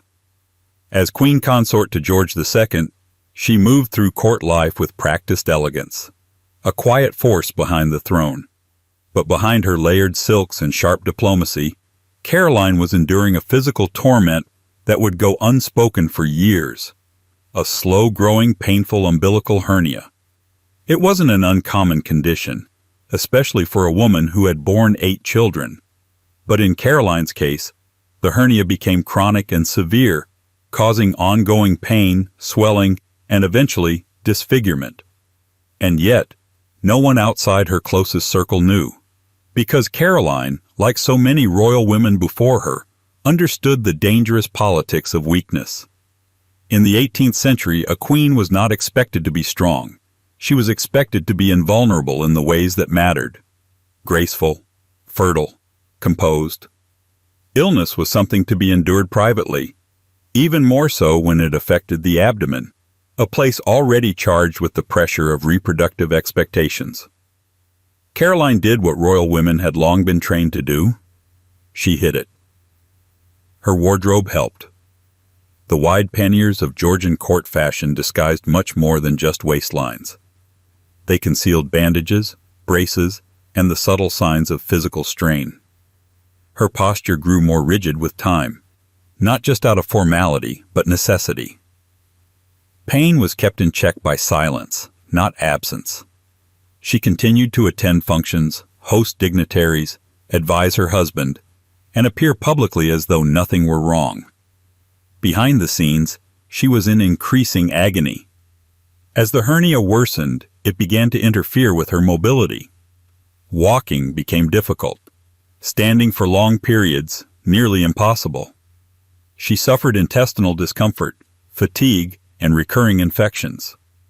Still, she refused to give up her role. She was, in many ways, the backbone of George II's court, managing political relationships, soothing factional rivalries, and even acting as regent in his absence. Her influence was real, But her suffering was treated like a rumor no one dared confirm. Then, in November 1737, Caroline collapsed. She had concealed the hernia for too long. A piece of her bowel had become strangulated, a fatal complication that would require surgery. At the time, such a procedure was primitive, brutal, and extremely risky. Yet she consented, knowing it might be the only chance. The operation failed. In the days that followed, Caroline remained lucid, joking with doctors, even comforting her grieving husband. She died at age 54, leaving behind a legacy of strength wrapped in the trappings of modest invisibility. No monument commemorates her pain. No royal history lingers on the quiet resilience it took to rule while being slowly undone from within. But if Caroline concealed her suffering with composure, Anne Boleyn would face a different kind of scrutiny, not over her pain, but over her very anatomy. Whispered rumors of extra fingers and strange features that turned a queen into a cautionary tale. 25. Anne Boleyn. She was the queen who changed everything, and paid for it with her head. But long before her trial, before the accusations, before the scaffold, Anne Boleyn was already the subject of whispers. Not about her politics or her religion, but her body, specifically the parts of it that didn't quite conform to the image of a Tudor queen. The rumors began early, that she had a sixth finger, a mole on her neck, an elongated tooth, even a witch's mark. Physical anomalies that, in Tudor England, were more than just curiosities. They were signs, omens, proof, in the minds of some, that Anne wasn't just ambitious. She was unnatural. There's no definitive evidence that Anne had any significant deformities.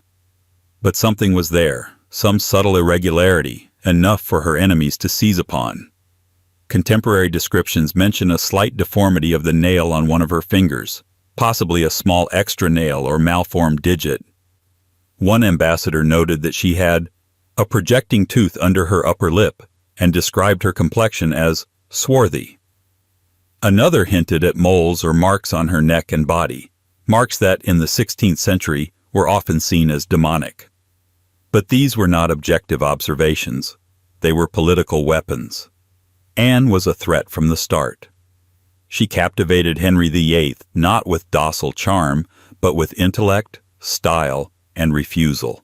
She refused to become his mistress, refused to disappear, refused to accept less than a crown. In return, she was elevated and resented.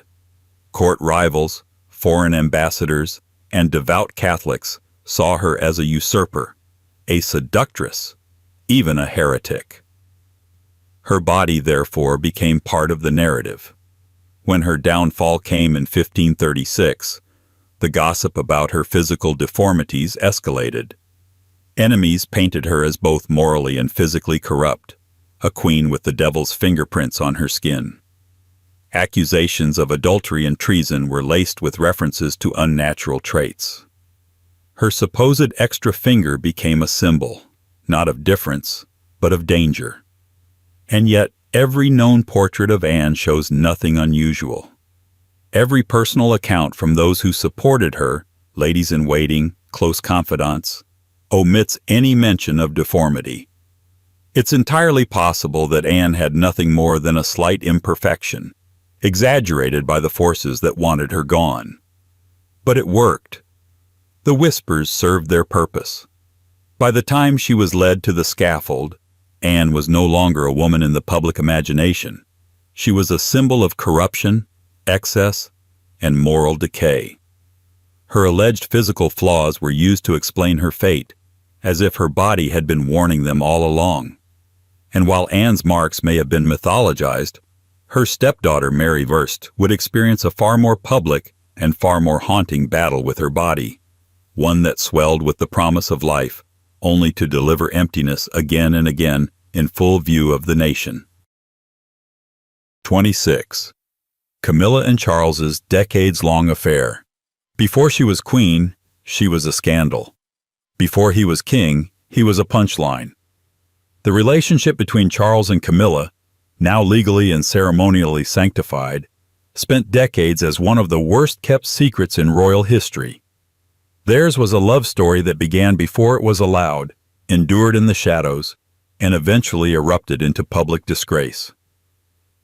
But for a very long time, it was also something else entirely, an institutional liability hidden beneath layers of silence, spin, and strategic denial. The story begins innocently enough. Charles met Camilla Shand in the early 1970s.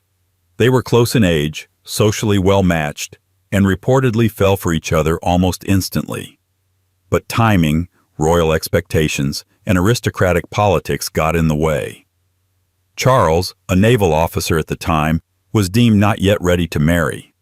And more importantly, Camilla wasn't considered appropriate wife material for a future king, not virginal enough, not aristocratic enough, not image-friendly. So while Charles was away, Camilla married Andrew Parker Bowles, a well-connected army officer. The palace breathed a sigh of relief. Crisis averted. But in reality, the affair between Charles and Camilla never truly ended.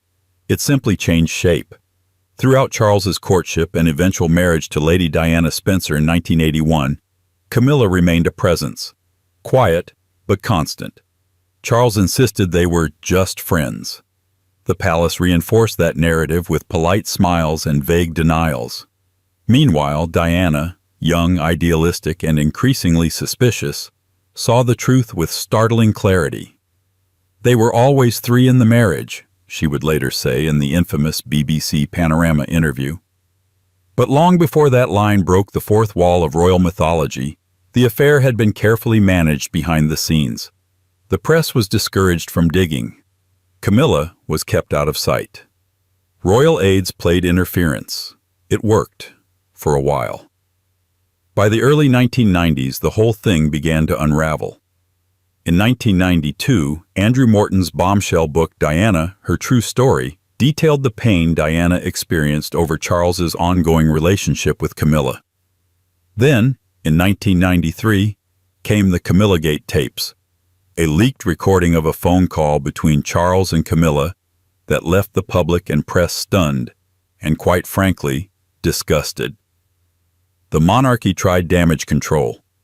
Charles admitted the affair had happened, but only after the marriage had irretrievably broken down. Camilla withdrew from public life. The Queen reportedly refused to even speak her name. But the tide had turned. The public, once enamored with the royal romance of Charles and Diana, now viewed the heir to the throne as morally compromised and emotionally tone-deaf. It took years, and Diana's tragic death, before the palace could begin the long, awkward project of rehabilitating Camilla's image. Even then, the effort was cautious. She didn't attend official royal events for years. When she and Charles finally married in 2027, Diana's secret interviews and recordings. Diana never had the luxury of discretion. From the moment her engagement to Prince Charles was announced, her life became a national obsession, monitored, mythologized, and manicured beyond recognition. But behind the tiaras and tabloid smiles, she was already doing something quietly radical, documenting her own truth. In the early 1990s, Diana began secretly recording her private thoughts, experiences, and emotional pain. The catalyst? A sense of suffocation. The institution had made it clear she was expected to smile, stay quiet, and uphold a version of events that bore no resemblance to her lived reality. And so she chose to speak. Not publicly at first, but privately, into microphones and into history. These recordings were facilitated by journalist Andrew Morton, who used them, without identifying his source at the time, to write Diana, Her True Story, published in 1992. The book detonated like a bomb inside Buckingham Palace. It portrayed Diana as a deeply unhappy woman trapped in a cold, calculating system. It revealed her eating disorders, her emotional distress, her suicidal ideation, and, most explosively, her knowledge of Charles and Camilla's ongoing relationship. The royal family denied everything. Aides scrambled. Morton was dismissed as sensationalist. But the truth was impossible to put back in the box. Diana had laced her own words through the pages, even if the public didn't yet know it. Eventually, the secret came out. The book had been based on recordings made with Diana's full knowledge and cooperation. It wasn't an unauthorized biography. It was her personal manifesto. But she didn't stop there. In 1995, Diana gave a now legendary televised interview to Martin Bashir for the BBC's Panorama program.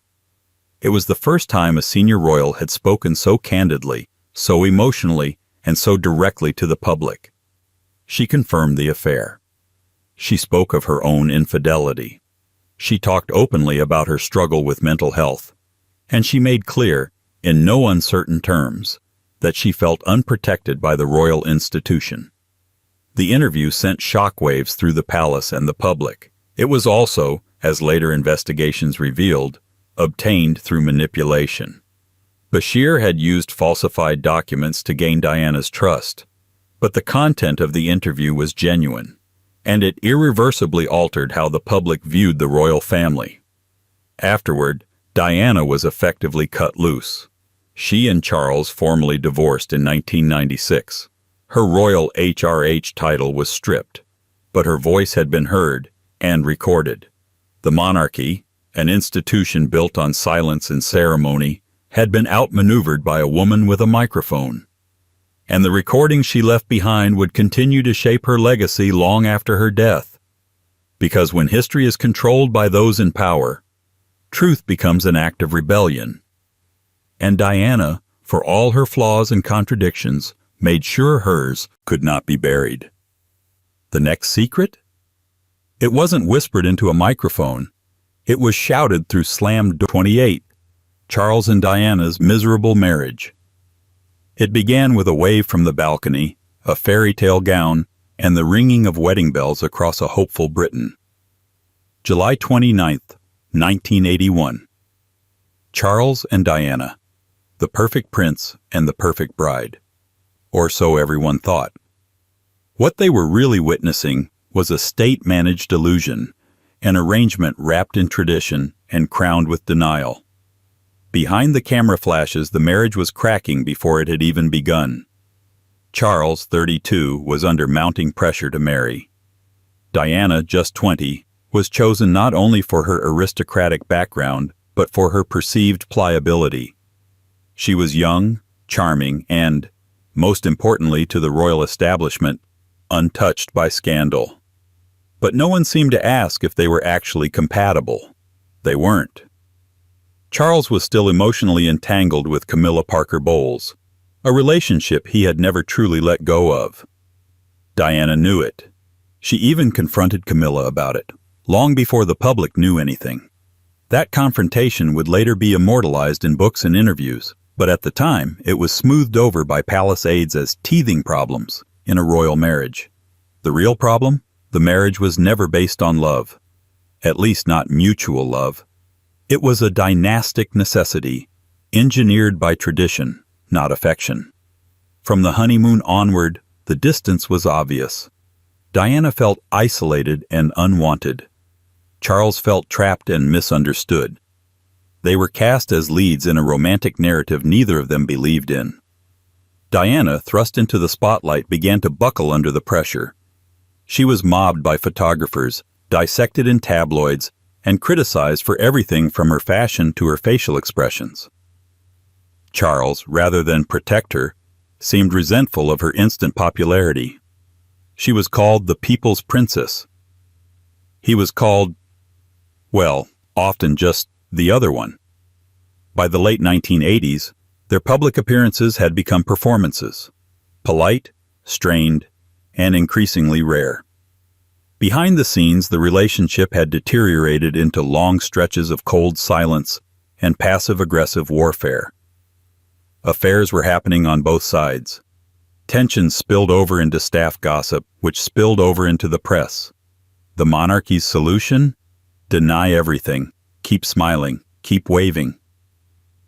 In 1992, the same year Diana, Her True Story was published, Prime Minister John Major announced that Charles and Diana had officially separated. It was phrased carefully, amicably. Mutual respect. But everyone knew the truth. The marriage had been dead for years. By the time their divorce was finalized in 1996, the public had stopped asking what went wrong. They already knew. What had started as a royal union had become a cautionary tale about the cost of duty, the danger of emotional repression, and the illusion of royal perfection. And yet, even as their marriage publicly imploded, the monarchy clung to appearances, because the next truth was even more taboo. It wasn't about infidelity or dysfunction. It was about something the palace had always insisted wasn't possible for someone so admired: a private war waged in silence. In 29. Princess Diana's eating disorders. For years, the public watched her shrink, in gowns, in photographs, in footage replayed 1,000 times over. Princess Diana became thinner, more fragile, more doll-like. And no one said anything. Not officially, not in the press, certainly not in the palace. Because admitting that the Princess of Wales had an eating disorder would have required the royal family to admit something far worse: that their world, so gilded and guarded, could cause real suffering. But Diana was suffering, and she wasn't hiding it. In interviews, later recordings, and first-hand accounts, Diana revealed the extent of her battle with bulimia, a condition she said began shortly after her engagement to Charles. The pressure, the scrutiny, the coldness of palace life, it all compounded into a self-destructive coping mechanism that the monarchy neither acknowledged nor intervened in. At the time, bulimia was barely understood by the public, and even less by the institutions surrounding her. Within the palace, it was treated as an embarrassment, not an illness. Staff were told not to mention it. Family members, including Charles, reportedly dismissed it as attention-seeking. The result was that Diana was left to manage it on her own, which she did intermittently between photo ops and state dinners. The irony is brutal. The woman known for her beauty and grace was waging a secret war against her own body, a body that the monarchy was using as a symbol of perfection. And every time she appeared in public, thinner, paler, quieter, the system applauded her poise, rather than asking what it was costing her. Diana herself later spoke openly about it. In her 1995 Panorama interview, she said, "You inflict it upon yourself because your self-esteem is at a low ebb, and you don't think you're worthy or valuable." Her voice was calm, her words were searing. That one admission cracked open a conversation Britain had been avoiding. For the first time, a senior royal had publicly discussed mental health, not in vague terms, but with brutal honesty. And not as a public service campaign, but as lived experience. The palace? Silent again. They issued no statement, no initiative, just the usual hope that the news cycle would move on. But it didn't. Diana's openness about her eating disorder made her even more beloved by the public. Not because she was perfect, but because she was finally undeniably real. She wasn't a statue in a tiara. She was a young woman drowning in a world that demanded she never show weakness, and who chose to show it anyway. And yet, even as she lifted the veil on her suffering, another veil remained, one covering the parts of her life the monarchy worked even harder to conceal: her lovers, her private joys, her quiet rebellions. Not everything was tragic. Some of it was just forbidden. No one said anything. Not officially, not in the press, certainly not in the palace. Because admitting that the 30, Diana's secret lovers. For someone watched by the world, Diana had a remarkable ability to disappear, emotionally, romantically, even physically. Not from the cameras, of course. The cameras were constant, but from the narrative that the palace insisted upon, that she was a jilted princess, frozen in time, eternally heartbroken. What the royal script didn't account for was that Diana, long before she died, had begun rewriting herself, not just as a symbol of survival, but as a woman who dared to seek love on her own terms. And she did, more than once, more seriously than the palace ever wanted to admit. Throughout the 1990s, Diana was involved with several men, all of them deemed inappropriate by royal standards, which is to say, they were real people, not dukes, not diplomats, not distant cousins from acceptable bloodlines. They were human, flawed, and in some cases, deeply ordinary, which made them dangerous in the eyes of the institution. One of the most serious was Dr. Hasnat Khan, a British Pakistani heart surgeon whom Diana met in 1995. Quiet, brilliant, and intensely private, Khan was everything the monarchy wasn't. Their relationship lasted nearly 2 years, hidden from the press, barely acknowledged by insiders, and deeply serious by Diana's own account. She described him as Mr. Wonderful. Friends later said she had considered converting to Islam to marry him, but the relationship was quietly suffocated by the pressures that surrounded her. Khan, wary of the media circus, reportedly ended things. Diana, never content with loneliness, moved on, this time more publicly. In the summer of 1997, she began a high-profile romance with Dodi Fayed, son of Egyptian billionaire Mohammed Al-Fayed. This one the world saw, on yachts, at restaurants, in grainy long-lens photographs splashed across front pages. The palace maintained silence. The tabloids foamed at the mouth, and speculation erupted. Was it real love? A summer fling? A provocation?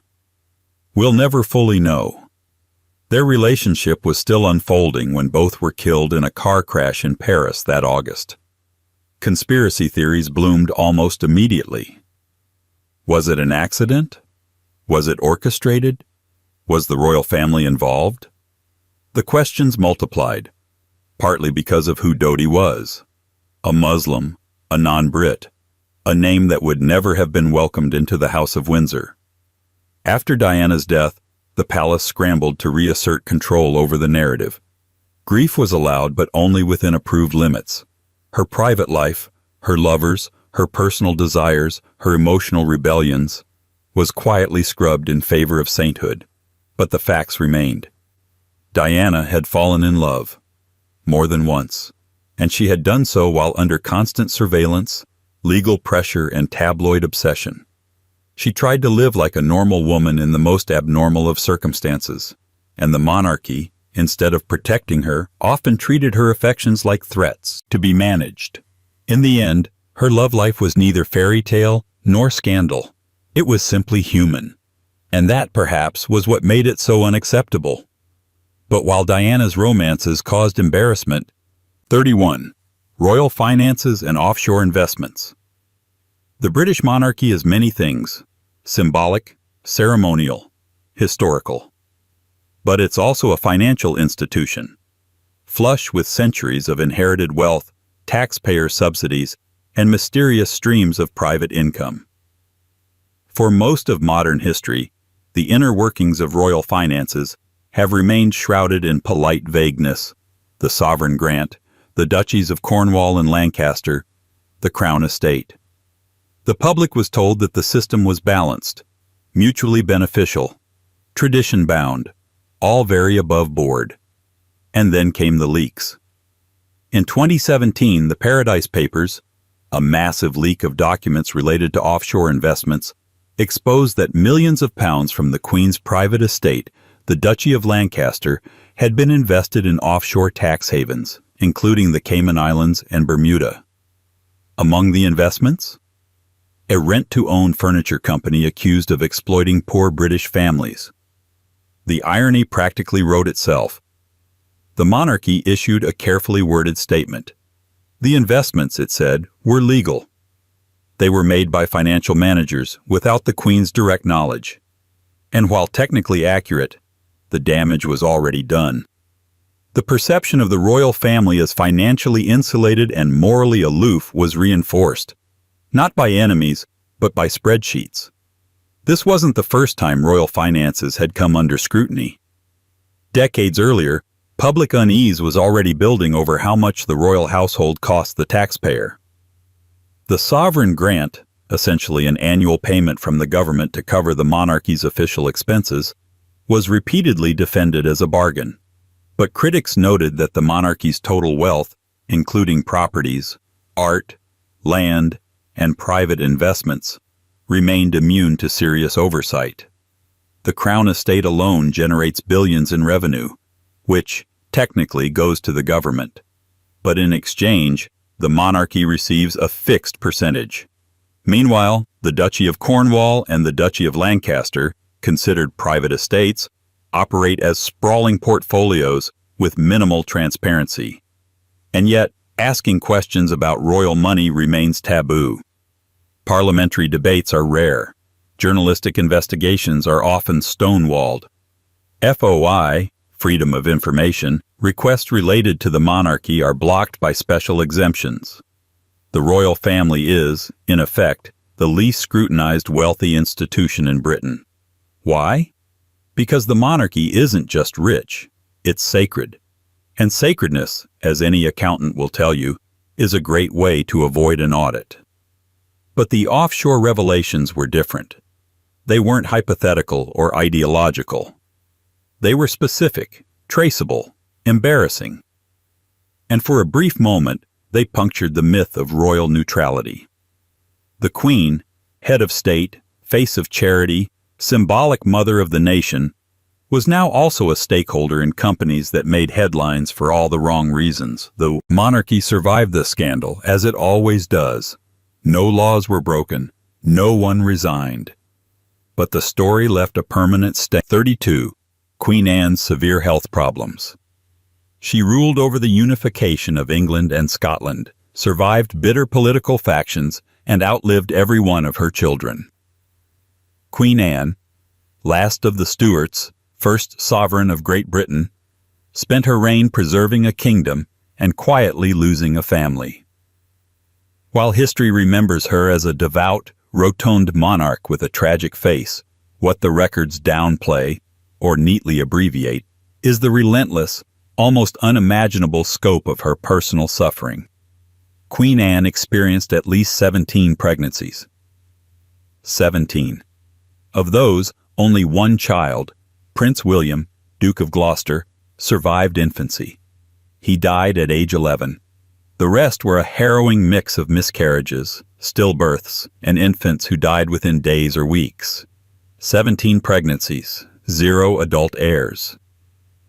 The monarchy never said much about this. The official line was always poor health or complications. But in truth, Anne's body became a battlefield, one the Crown was desperate to ignore, because to confront it would be to acknowledge the one thing no royal institution can comfortably admit, that even queens can be biologically unlucky. Anne suffered from chronic illness for most of her life. Historians believe she had lupus, or possibly an autoimmune disorder that contributed to her reproductive struggles and left her often confined to bed. She was so plagued by gout and other ailments that she had to be carried in a sedan chair to parliamentary sessions. Her body swelled. Her vision faded. Her mobility diminished. And yet, she governed. Her personal letters reveal a woman not just in physical pain, but in emotional torment. Each pregnancy was not just hope, it was pressure. The court waited, the country waited. The succession depended on it. She was not just expected to produce an heir, she was expected to redeem a bloodline teetering on the brink of extinction. Every time she failed, silence followed. Not sympathy, not pause, just silence.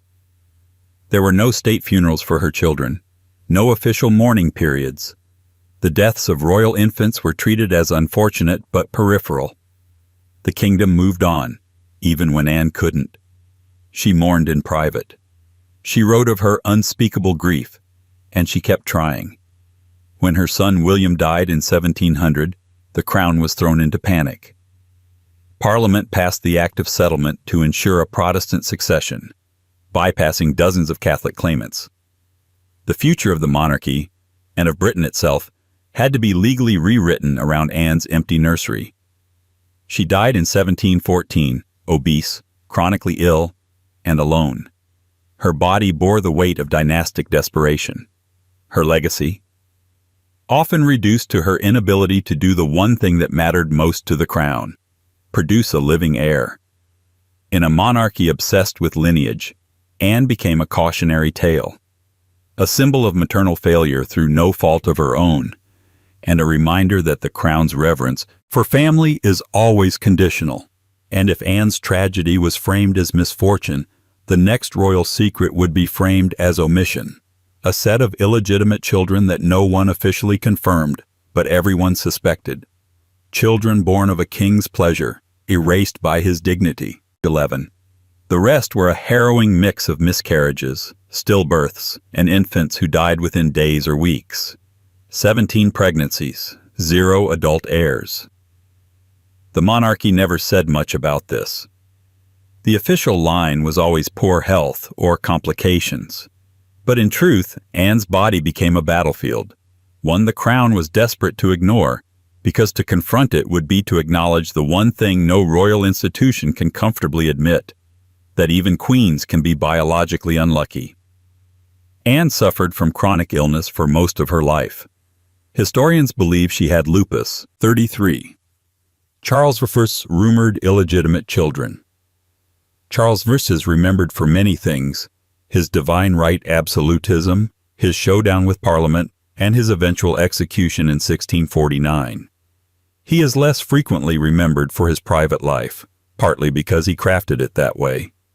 Unlike his more flamboyant descendants, Charles I went to great lengths to present himself as a devoted husband and pious king. And, for the most part, history has granted him that image. But under the surface, rumors persisted. Quiet ones, speculative, never officially confirmed, but never quite going away. Chief among them, that Charles III fathered illegitimate children, and that the crown worked hard to suppress any trace of them. The official story is that Charles was deeply devoted to his wife, Henrietta Maria of France. Their relationship was genuine, if politically fraught. She was Catholic, which caused considerable unrest in a staunchly Protestant England. But within court circles, whispers of affairs occasionally surfaced, often centered around Charles's time as a young prince before his marriage. There's no smoking gun, no acknowledged bastards raised to dukedoms like Charles II would later bestow. But there are tantalizing hints. Letters referring to unnamed wards receiving generous stipends. Noble families who rose suddenly in influence with no clear political explanation. Quiet references in foreign correspondence to the king's child being fostered abroad. Even more suspicious is how completely the topic was avoided in official documents. In an era where royal mistresses and illegitimate offspring were more common than court musicians, the complete absence of acknowledgement raises eyebrows. Was Charles uniquely virtuous? Or was his image so carefully managed, even posthumously, that any evidence of indiscretion was simply erased? The stakes were unusually high for Charles. His legitimacy as king was constantly under attack, not just by Parliament, but by Protestant hardliners who viewed his French Catholic queen with suspicion. To admit to an illegitimate child would have been more than a moral blemish. It would have been political suicide. A hypocritical betrayal of the very divine order he claimed gave him the right to rule. After his execution, his enemies had no shortage of things to say about his arrogance, his governance, and his religious compromises. And yet, the topic of illegitimate children remained curiously untouched, which only deepens the mystery. If they had existed, and if they had been known, wouldn't the parliamentarians have weaponized the revelation? Or did even they agree to keep the private affairs of the monarchy out of political warfare?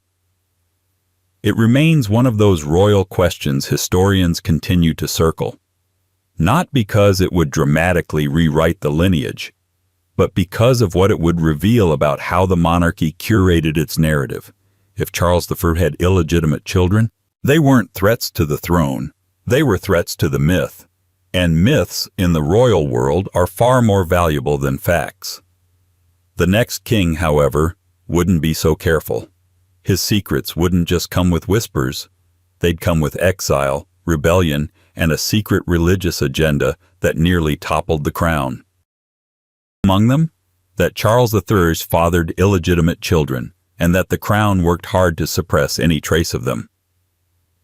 The official story is that Charles was deeply devoted to his wife, Henrietta Maria of France. Their relationship was genuine, if politically fraught. She was Catholic, which caused considerable unrest in a staunchly Protestant England. But within court circles, whispers of affairs occasionally surfaced, often centered around Charles's time as a young prince before his marriage. There's no smoking gun, no acknowledged bastards raised to dukedoms like Charles II would later bestow. But there are tantalizing hints. Letters referring to unnamed wards receiving generous stipends. Noble families who rose suddenly